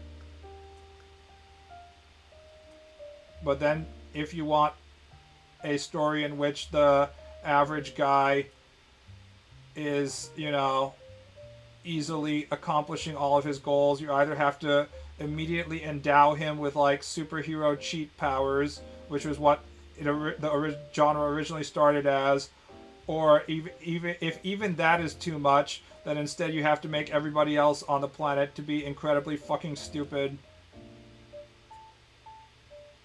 And I really don't like the everybody is incredibly fucking stupid approach, but it's probably easier to write than the cheat approach. Because the cheat approach, you actually have to be able to do world building, which isn't exactly easy. Are there any cavemen isekai? One of my favorite authors was doing who was writing a erotic fantasy, also started a caveman isekai, and he did like about 10 chapters and it didn't get any traction and he stopped, even though it was well written. Nobody wants to do caveman isekai because there's not enough stuff you can do. You're taking a lot of, story options off the table when you take away a lot of technology and society and stuff like that.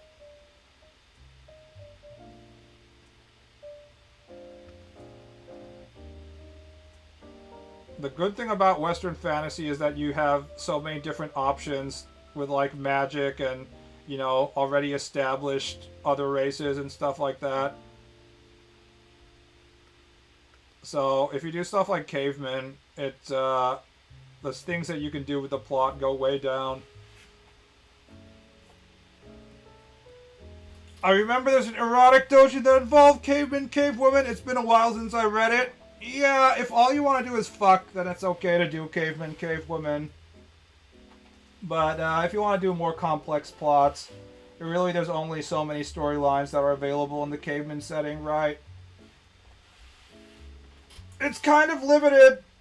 Uh,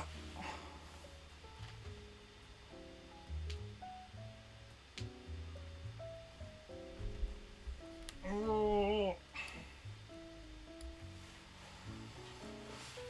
Oh. Oh. I have to go piss. Be right back. Oh.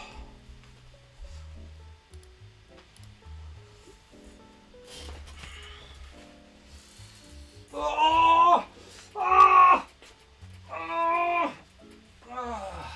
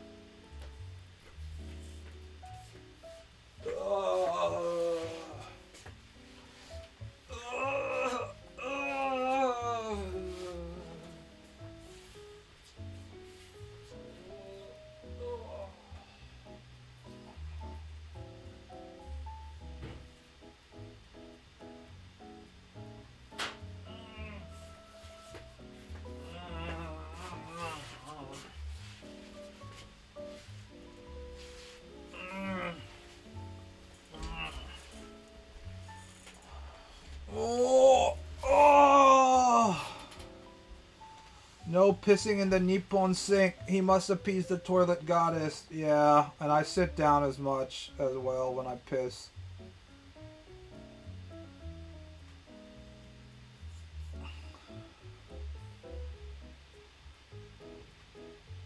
There was a time I was shooting the shit with some friends about an isekai concept where a fat dude gets teleported to a dangerous world and if fatty boy wants to return home he needs to do a backflip. There's an entire genre about fatty character isekai. It's not necessarily isekai, but it's like, you know, the same wish fulfillment fantasy genre. And what happens is the main character is reincarnated as a quote unquote the hated evil character in a video game they played, and the author probably hasn't played any video games, and he's like, oh, I'm this fat hated character. And by episode 2, the main character realizes that he's going to be killed in this plot if he doesn't change his ways. So he loses all this weight, and then he becomes Ikemen because he's no longer fat. And he also behaves like a decent human being, and everyone's like, oh my god, you're behaving like a decent human being. And then all the girls like him, and this happens within like 3 chapters every single time. And there's like 50 different versions of the same thing. It's like the same slop genre as Expelled from Party. Anybody who's complaining about like how bad isekai is, trust me, I've seen horrors that you have no idea how bad it is. It gets so much worse. Isekai genre has been dead for, or not even the isekai genre, but these websites in which these amateur novels get posted have been dead for quite a while now.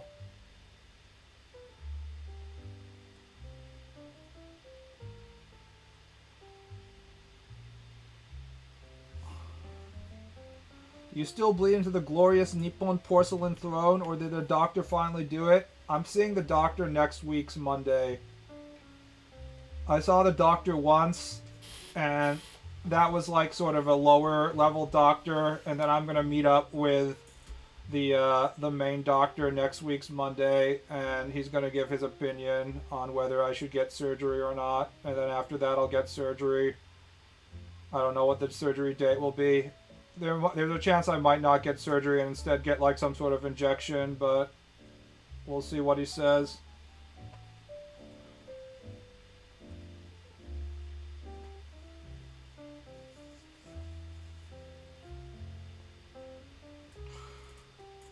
It's so fucking deep. Ugh. Fisting is $300. Imagine getting your fisting for only 3,000 yen. It wasn't full fisting though, it was just the finger.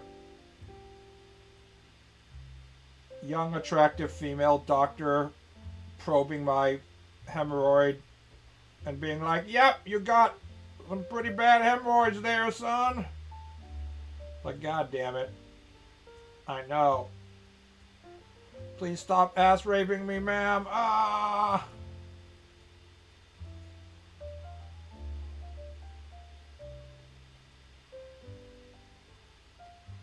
They use the same rubber bands to cut off the balls of cattle. I don't think they're going to use rubber band method. They were saying they were going to like surgically remove them and have me stay in the hospital for a few days or something like that. Japanese hospital system, they ask you to stay in the hospital like even for relatively minor surgeries.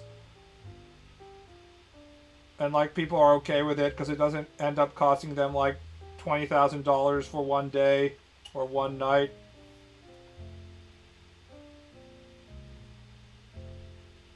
I remember my cousin recently became paralyzed from like the neck down from like some insane staph infection shit. And he was in the hospital for like 3 weeks or maybe even a month plus. And ultimately his hospital bill for staying in the hospital was like $500. I can't remember how long he was in there specifically, but you can imagine that he was in there for a long time because he was like having life-threatening paralysis surgery done on his ass. So the fact that it didn't bankrupt him says quite a lot about you know, how affordable Japanese healthcare is, or more like how much money they take from everybody else. Is this the son of your dead aunt? Yes. So my mother has 2 older sisters. She's the youngest. And then this is the son of the older aunt, who I am living in the older aunt's apartment right now. The older aunt had two children, one a daughter, one a son. The son is currently paralyzed and in Tokyo, and the daughter is living nearby still, and I am paying rent to her because she is the owner of this local apartment. The aunt that had a gorillion allergies. Yes, this is a. She has this extremely cursed bloodline, which is, I think, what led to the staph infection of her son. They also have like a third child who died at a young age, probably because of similar cursed bloodline. And his stuff is still in the apartment. I see him in the photos as well. So this is a good example of how Darwinism only works in the terms of like if your DNA issues are so severe, it prevents you from like reaching a point where you can breed with other people. But as long as you can get to the point where you can have kids, you can pass on your, sickly bloodline to the next generation and give, more problems to your kids. So I guess I probably shouldn't feel so bad about being autistic and just have kids and let them deal with crippling autism just like me.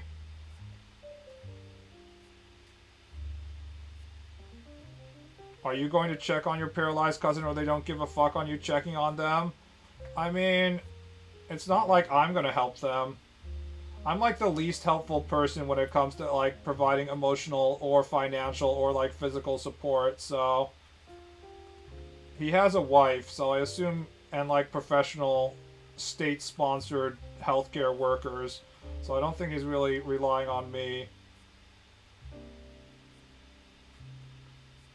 For now, I am providing some amount of financial support into the general system of this Japanese side of families by paying rent, at least.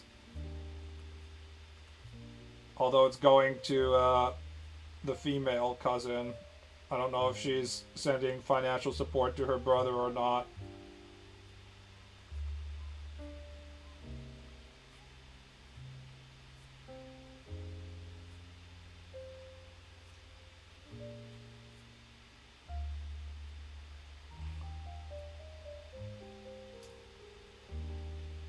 Constrict, you didn't listen. He said aunt.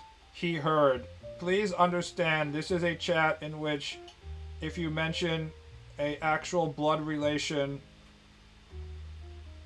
of a older female that exists in the real world, there will still be someone in this chat who is like, you should have incest with your aunt or cousin. This is something that people will say in this chat. Because we have strayed too far from God, unfortunately. Didn't know Japanese people were cousin fuckers. They are.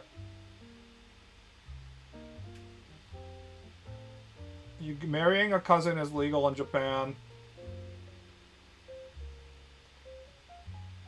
It's tradition. The truth is, they're nobody fuckers if you look at the birth rates. Haha, just kidding. Japanese have plenty of sex, they just don't have as many kids. Actually, even that isn't correct. The people who are having sex in Japan are having kids. It's just that there's a large part of Japanese people, like myself, who don't have any sex at all and are like massive kissless virgins.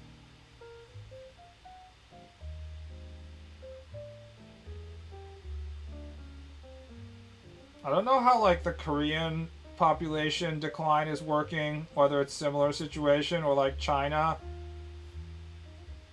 But in Japan, it's like there's a large underclass of non-sexless people, men and women, and then they don't know how to socialize with people of the opposite side of the sex, and then they just don't fuck anybody, and then they die without having kids. But the people who do get married tend to have like 2 kids, and they actually contribute to population growth. there's just too many, incel men. Where does this massive kisslessness come from? Because they aren't all fat? It's just like the modern socialization. I mean, that's a $1 million question, right? For the entirety of the planet is why does becoming a first world economy automatically result in a huge decline in births? And like, there's a million, theories and lots of studies done. And if governments could just figure it out and figure out a way to solve it, then they could, continue to have their labor slaves. However, everybody who's like, no, there's an obvious reason to this, I know what it is, doesn't actually know what they're talking about because there isn't an obvious reason. And if there was, governments would be trying to fix it, but nobody knows, like, the true reason of why.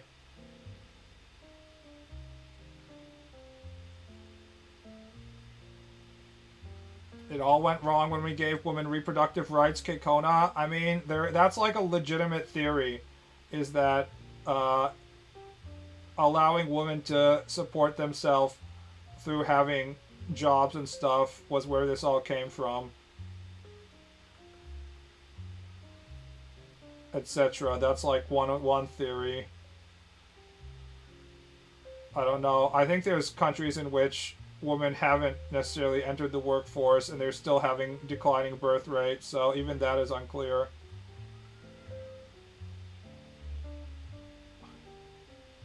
Korean men are turning into incels and Korean women are turning into plastic beauty dolls.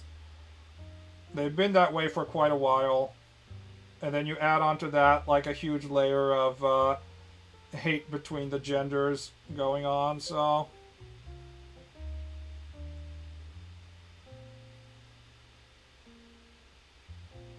because we didn't organize or urbanize life around prosperity but productivity. Yeah.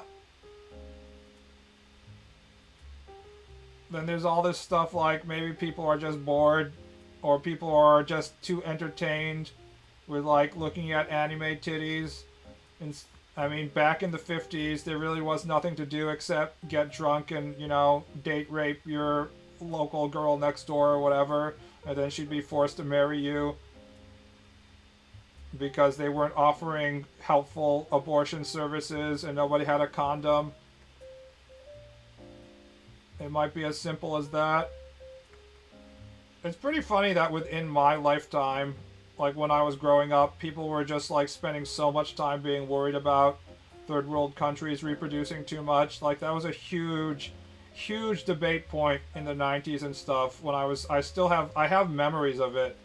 Like there was like the actual argument over reproductive rights and whether the third world countries had to limit their population because the earth was being overpopulated, and then people would point out that all of the reasons why the earth is going to shit is because of first world countries. Why do the third world countries have to limit their population? And now that I'm, 40, nobody is worried about people reproducing too much. It's all the opposite. How quickly the tables have turned.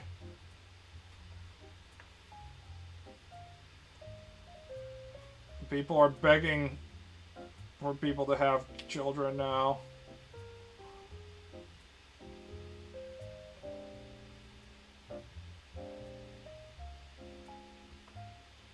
If the world economy was booming, if there were no perceived existential threats, the boredom threshold would be low enough for people to have kids just because. That's another theory, except it's easily disproven because there's lots of countries that have very bad economies and people are living in very difficult subsistence level conditions and stuff like that, like i.e. India, and they still have extremely high birth rates.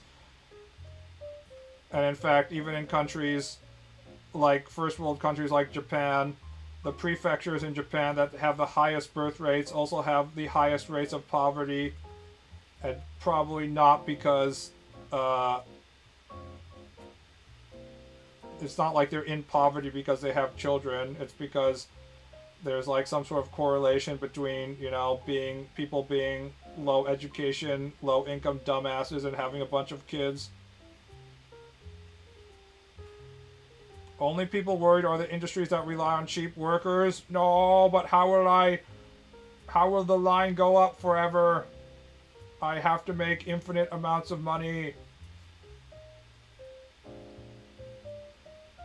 Floridians run on sheer willpower and spite. You're forgetting when they run on meth and bath salts.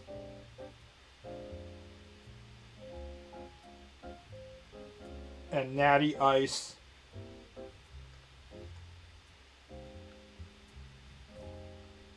I would say Bud Light, but I think Bud Light is too upper class for Florida.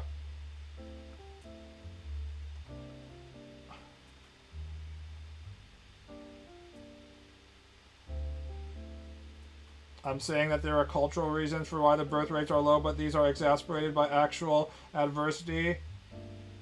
Except birth rates go down as countries enter modernity and quote unquote first world country status in a wide variety of different cultures and different economic situations and stuff. And it always results in birth rates going down.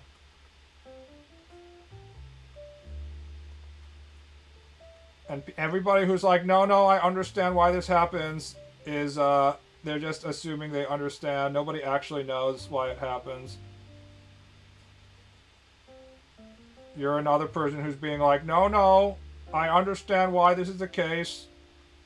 People who are like, if the government would just give us money, a lot of first world countries which have money to pass around have made it where they're just like, we'll give you child support, and they do give child support when you have kids, and that doesn't really increase birth rates that much.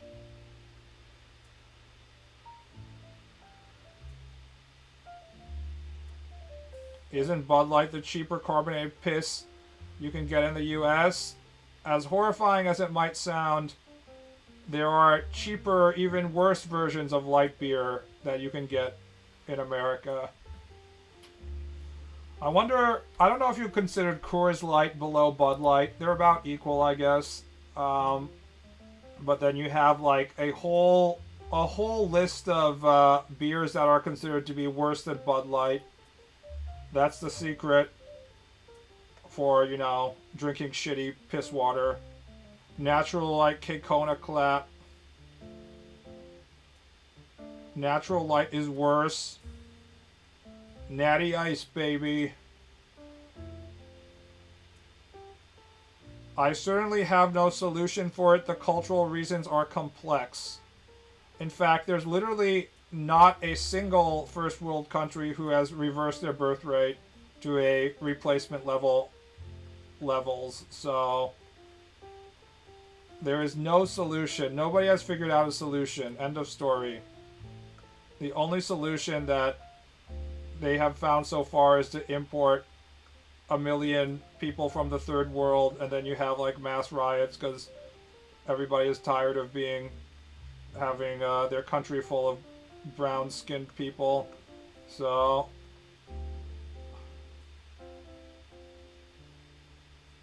unless we return agrarian life, we aren't getting any more kids. But we had a lot high population growth during the industrial age as well. It's not exactly connected to industrialization.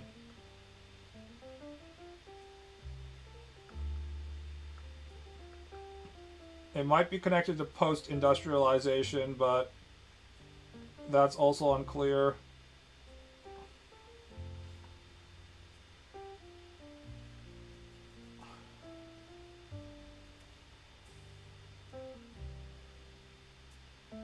And the less comfortable the world gets, the less likely you are to have these people have kids. Or it might be the opposite. Maybe if there's a huge shock to the system and human populations crash because of some world war or something, there might be a lot more people having kids. Who knows? We had a massive baby boom after World War II.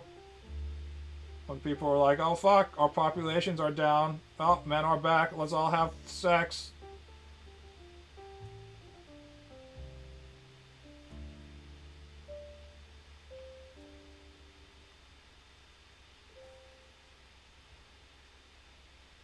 Not with all the BPAs in our testicles. That's another thing. Male fertility rates have gone down as well thanks to having plastic and everything, but that's not the main problem. If people actually come inside, they can still have kids just fine. Even with slightly lower fertility rates, that's enough, not enough to account for the massive drop in population.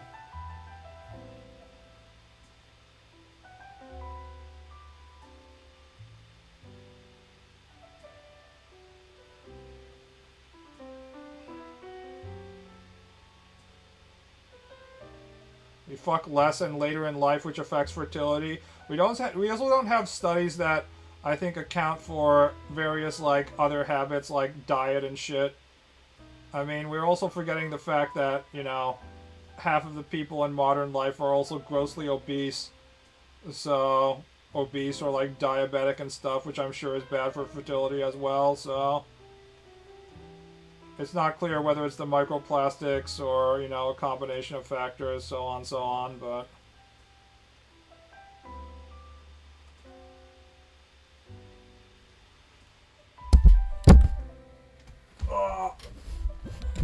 Microplastics straight out of the womb, LOL. Why wait to exit the womb? You can probably get it through, like, the placenta or whatever if you try hard enough. Women, are you getting your dosage of microplastics that you need during your pregnancy? Studies show that children need a daily supply of at least 10 milligrams of microplastics in the food. Thud ASMR. Whoa, yeah, I bumped into the mic right there.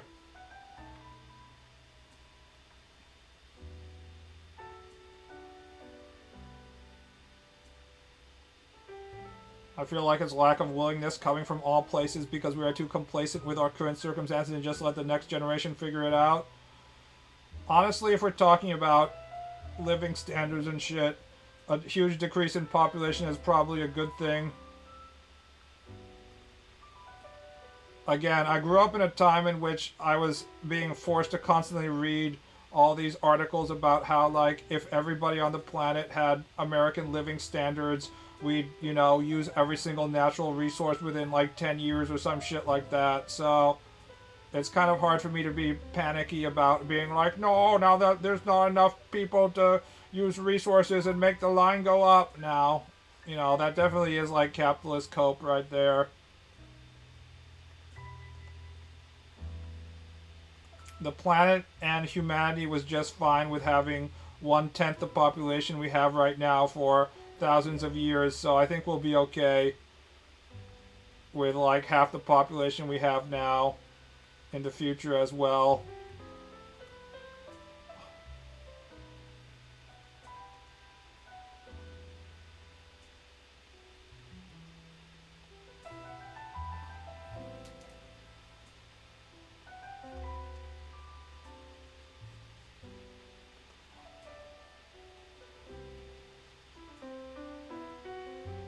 Population collapse will absolutely suck for current gens though. Maybe, maybe not. People have so much difficulty predicting 5 years in the future. I wouldn't worry too much about like 20 years in the future. I mean, a lot of population collapse already sucks in terms of like having to take care of all these old ass geezers and shit like that, but again, I wouldn't worry too much about this shit. The Renaissance only occurred because of the sudden sharp decline of people. I.e., if you are a coom serf and there's fewer coom serfs around, suddenly you have way more land and you're more valuable.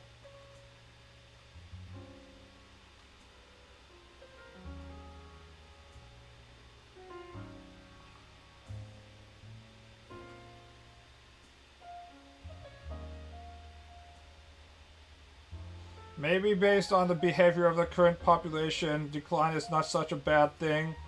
All the womb cells in chat, you should be ashamed that you haven't spit out 30 children by now.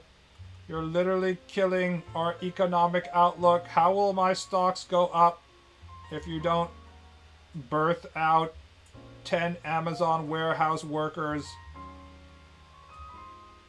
How will Jeff Bezos buy his next yacht?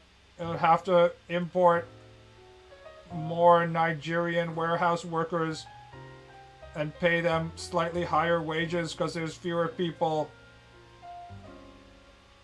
You should all be ashamed of your selfishness.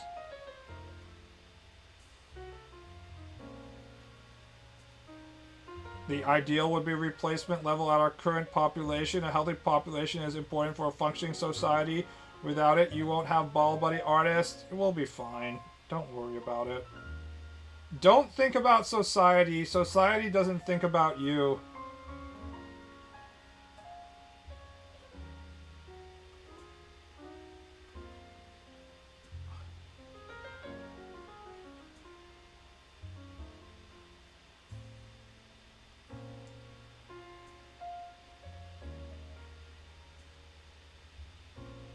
I need to work harder to earn baby making award from Trump. Unfortunately, I don't know if either of the women in this chat are white enough to contribute to saving the white race, which is what the MAGA people care about. Remember, if you're not having children as a white woman, you're contributing to white genocide.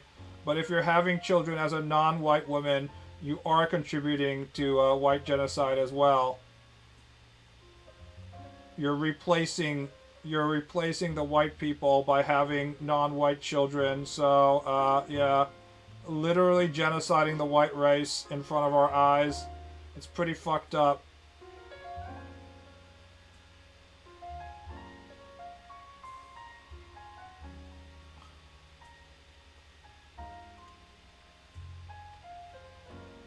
$1,000 per kid. With that $1,000, think about all the, I mean, what would you buy? Scratch tickets with your $1,000?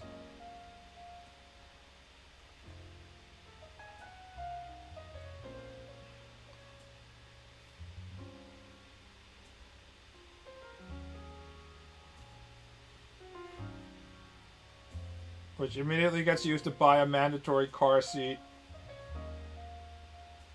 How much are baby car seats? I know like every baby thing in America is like ridiculously expensive. I wonder if it's any cheaper in Japan. I assume not.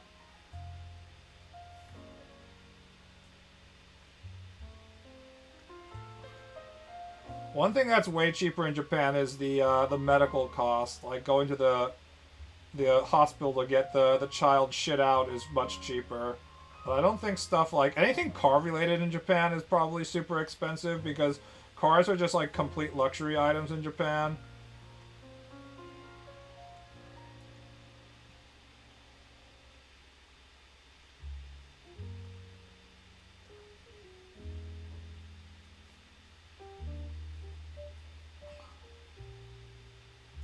Strollers are also crazy expensive. Just like carry your baby around with your hand around its neck or something like a cat. The thing about babies is they have this helpful loose part of skin around their neck that you can just bite onto, and then like you can carry the baby around using your mouth. This is how nature intended. Or that might have been cat babies, but I assume cat babies and human babies are pretty similar, so what works for cats, I'm sure works for humans as well. You should try that out at home. Just see if you can latch your jaws into the fleshy neck of your child and see if you can dangle him using that part. Neko Pilled is fucking censored by the auto mod. LMAO. Travel strollers are like minimum 200. The funny thing is, like, women with strollers in Japan have to, like, apologize because they take up too much space. The incel men get mad because they're getting in their space on the train and stuff, and it's like, no wonder their population is collapsing.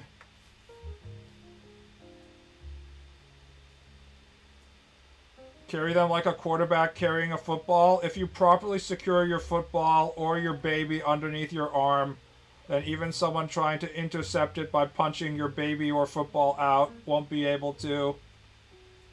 People who drop their baby or football are just, they're not taking responsibility for their job as mother slash running back.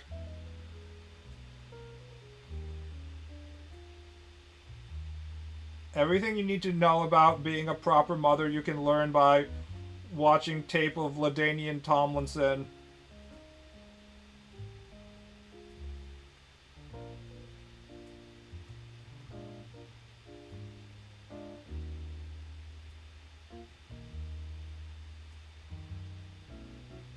I remember there's like a great SP image where I forgot which NFL wide receivers it was. I think it might have been like Terrell Owens, but they run up to a burning building and they're like, oh no, there's no way to save all these people in the windows, but there's all these babies in the burning building. And it's like, they yell at the parents in the burning building, drop your babies out of the window, don't worry, we're professional NFL receivers, we'll catch them. And then like the next panel it's like, rest in peace little ones, and like every single baby is dead. And there's just like a bunch of gravestones.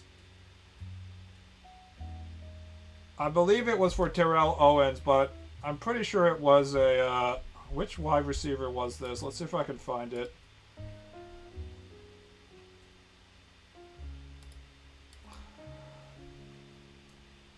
SP meme wide receiver baby.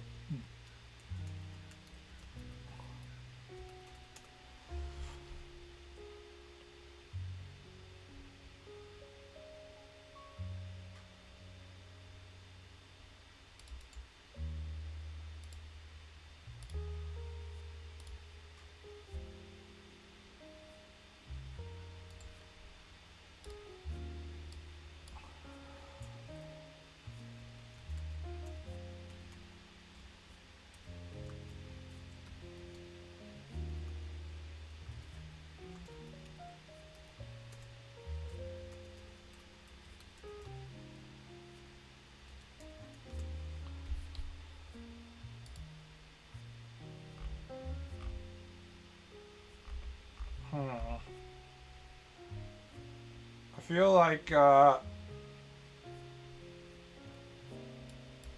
the Google meme searching abilities is very weak. If you find some sort of copy pasta on 4chan, you better save that shit, because you're probably not finding it ever again. The Flash movie wasn't bad. The bad CGI baby in the microwave at that, it's been nerfed, sadly. Yeah, I think it hasn't, like, everyone been complaining about how Google is way worse than it used to be. The funniest part about AI and Google Gemini being, like, starting to become the leading one is that they're actively, like, destroying their own search service by allowing people to get their hands on the answer without going to a web page, right? Like, it seems like everything about AI is fucking retarded, but Google being like, oh, we make, you know, billions and billions of dollars off of people using our web search and then paying for ads on our web search. I know, we'll do something that will allow people not to see the ads because they'll have the AI result at the top. Surely this will be good for business. It's like, do you people understand how your business works at all? Like, I don't fucking get it.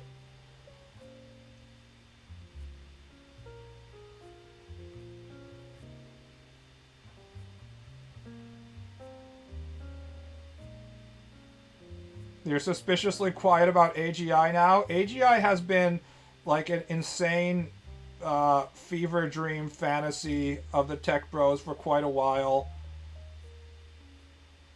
AGI was never real in the slightest sense.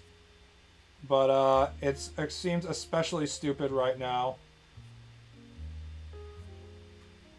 I want this AI craze to end. It's helmed by some of the most nefarious loser nerds.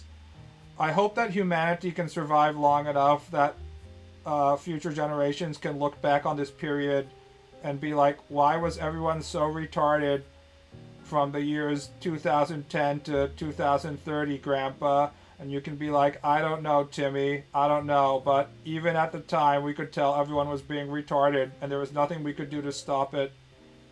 It's like what happens when like we look back on the industrial age and they were like, haha, back in the day, people did not attach protective covers to the exposed machinery.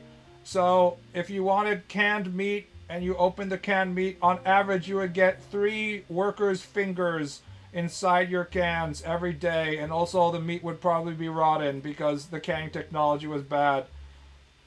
And growing up in the 90s, you would read like the history like that, and you would be like, haha, look at these early industrial age Victorian workers getting their arms torn off by exposed machinery.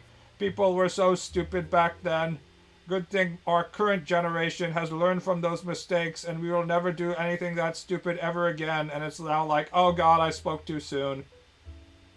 Everybody's being fucking retarded again. We were too cocky, bros.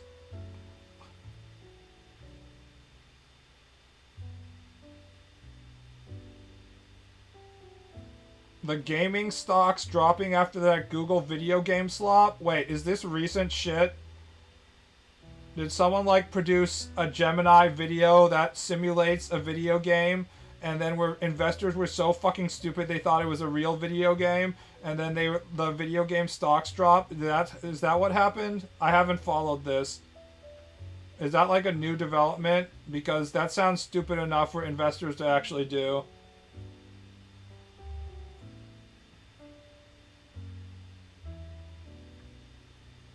I'm on Twitter like every day, and there's someone being like, within the next few years, you'll be able to prompt your favorite video game and you'll be able to play it. And nobody in the comments understands that a video of a video game is not a video game.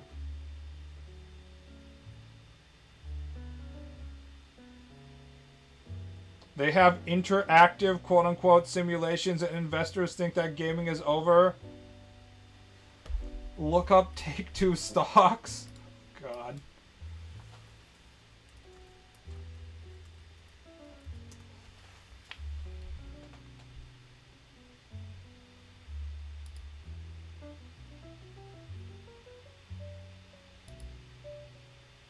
So it crashed in the last like 1 day or so.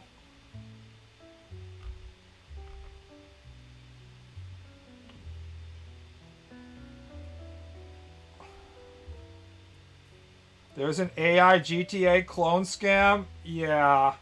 I've seen some of the Twitter videos where it's like, look, here's Trevor walking around in Norway. And then there's everybody in the comments being like, oh my god!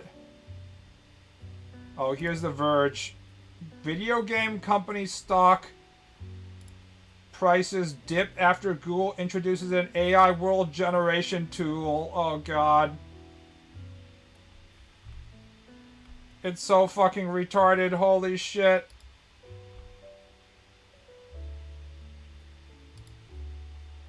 Oh my god. It's like I'm back in the 90s and you have to explain to Grandpa what a video game is.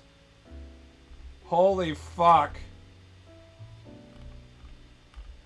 I remember the despair I felt when I tried to get my parents to play video games with me, and I realized my dad or my mother couldn't functionally press buttons on the controller. And I was just like, oh no, the boomers, they're retarded. I didn't realize, but they're actually retarded. They can't do it. It's like that moment.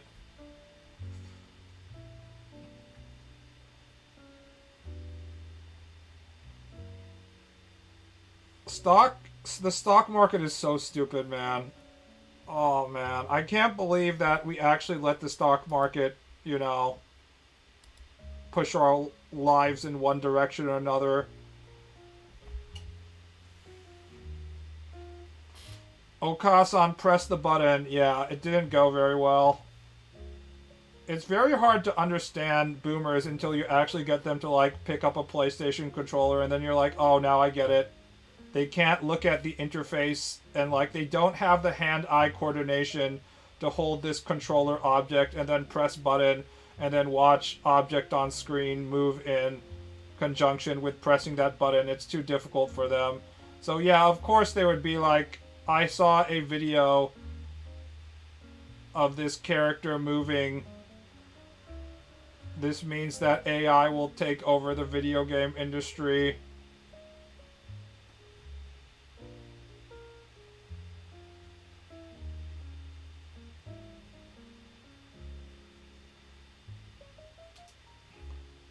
Your parents are probably good at real life sports.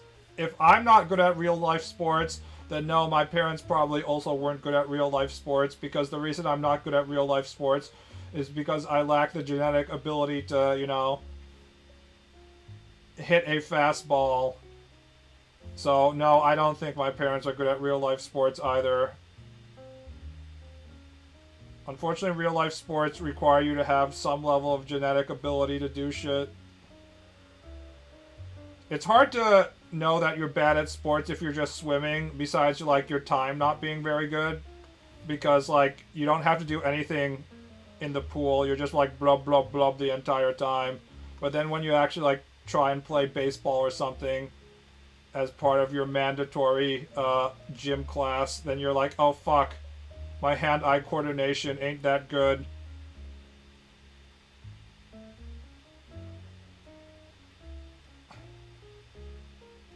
Too many intellectualist DNA and BB. Both of my parents have PhDs, so that should basically tell you how good, you know, a sports players they are.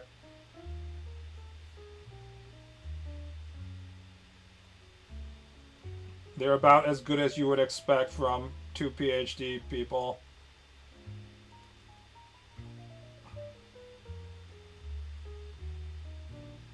Many years ago, they played IRL Call of Duty.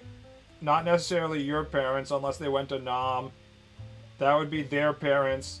Don't let the boomers take credit for the greatest generation's accomplishments. That's some shit they've been doing their entire life, being like, son, you'll be speaking German if I wasn't here. It's like, bitch, you were born in 1963. You didn't do shit in World War II, and you didn't have to go to Nam because you were a draft dodger and you got to go to college or whatever.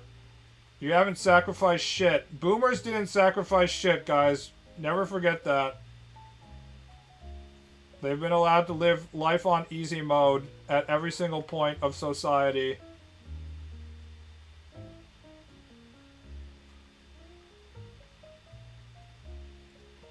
Don't give them credit for the sacrifices their parents had to make.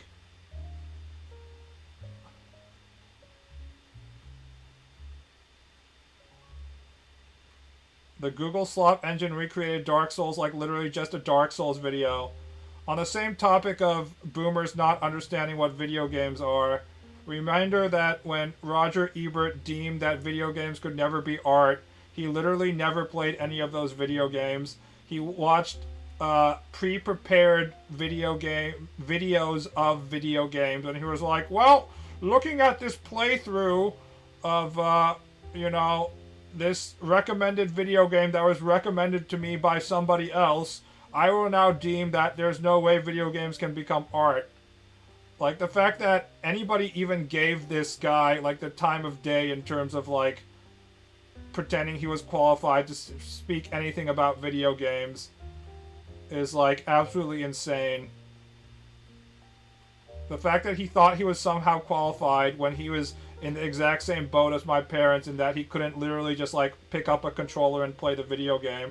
And he was like, oh, I don't know. I don't think video games are art, despite me literally not being able to play it.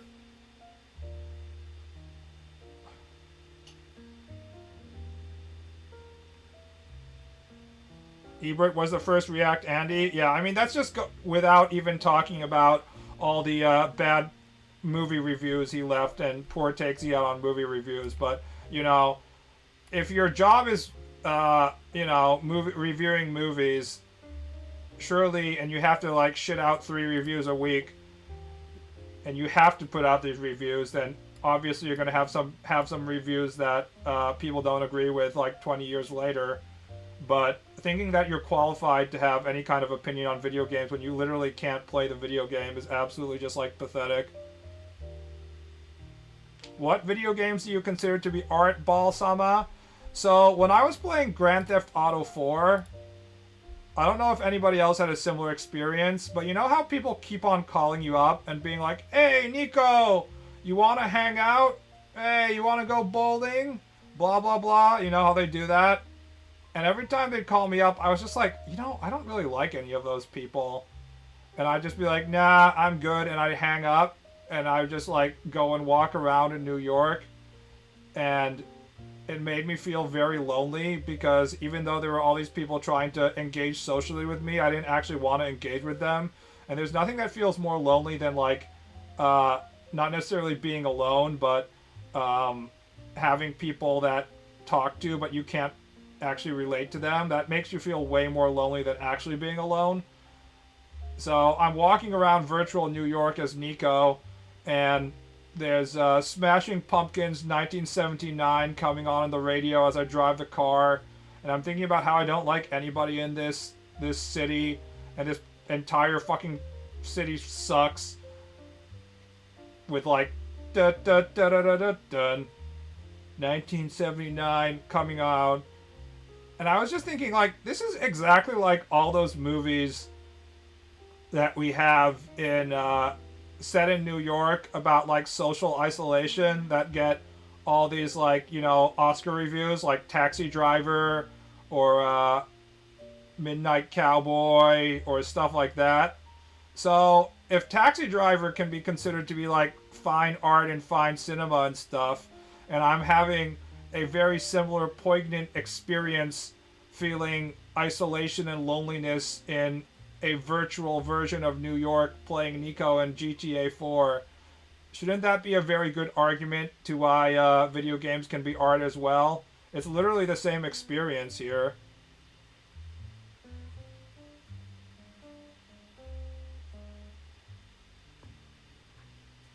But, yeah. I mean, the whole argument of why video games would be art would be it would have to include the interactivity of it, even though the argument I just made was being like, this is the same experience as a isolationist New York movie. So if you can't play the video game and can't engage with the mechanics of the video game, you're basically not qualified to say whether it's art or not. But if we're allowed to have like modernist art exhibits in which like it involves a bunch of colored blocks illuminated and like turning on and off, how can Tetris not be art? I mean, that's the big thing, right? The whole definition of art, anything that discusses whether something can be art or not needs to start with like a 30-page preamble about what are we going to define as art, right? Because the what can be considered art has been so thoroughly destroyed by the fine art artists putting, urinals on a wall or taking it off a wall and calling it a fountain and so on for the last like 100 years. So you have to completely redefine art on what is art in the first place. But Roger Ebert, of course, didn't do that. It's just assumed in his article to begin with that like we have a strong idea about what art is, and of course like movies is obviously going to be included in art because he's a movie critic, right? So like the whole discussion about what can be art and what can't be art ends up being so long-winded in the first place that it's kind of meaninglessness, just absolutely meaningless. So I don't know, I don't think it's worth our time.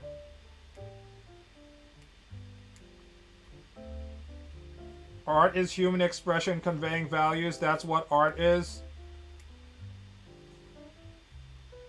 Kojimbo's 30-minute long codec calls definitely shows his value, so. The postmodern art movement has been detrimental to art itself, for sure. If AI prompters want to be considered to be real artists, what they should do is they should be pursuing that avenue in basically the Andy Warhol avenue. Because Andy Warhol was an AI prompter before AI prompting was possible. He took existing images of people that were taken by a separate photographer, and then he hired people to create silkscreen reprints of that photographic image. He was exactly what AI prompters do today. Stealing an image taken by somebody else of somebody else's likeness, and then having somebody else recreate that image in a different context, and then being like, I made this! And then everyone was like, oh, Andy Warhol, you're so brilliant. So, if Andy Warhol can scam people into saying that his images are worth, millions of dollars, then there's no reason why AI prompters shouldn't be able to scam people, convincing them that their images aren't millions of dollars. And they should really be focusing their energy on that if they want legitimacy. But they're all too focused on, what Andy Warhol was good at was marketing. And the AI prompters aren't that good at marketing. That's really what it just comes down to. They can't market themselves as effectively, so.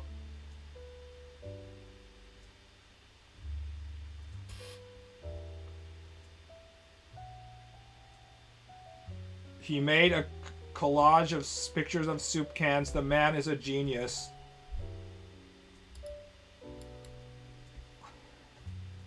Andy Warhol famous pieces.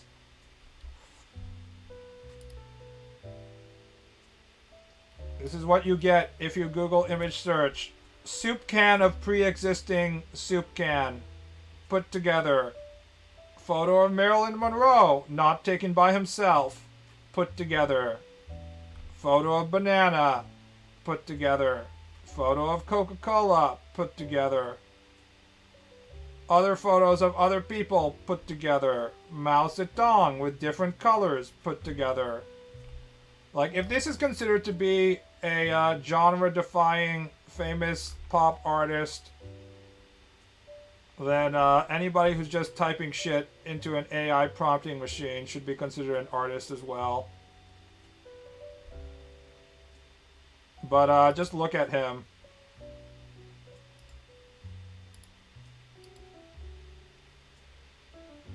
Look at this command he has with his extremely weird arm posture. Oh, I guess he has it on a chair. I thought he was just holding his arms like that for a second. If the AI prompters could like speak to reporters and then have this hairstyle and then like have a studio in Manhattan, they could sell their shit. It's art in that it makes you consider what art is, but it's mostly wank. Art that's all about considering what art is in itself mostly wank. We had that before Andy Warhol.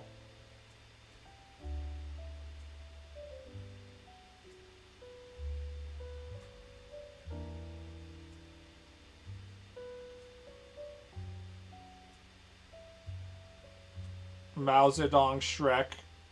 Shrek, now that's some real art. Alright guys, now that I've shit on Andy Warhol, it is time to end the stream. I will try and get my computer repaired tomorrow. We'll see. See you around, boys. Have a nice night. Good night!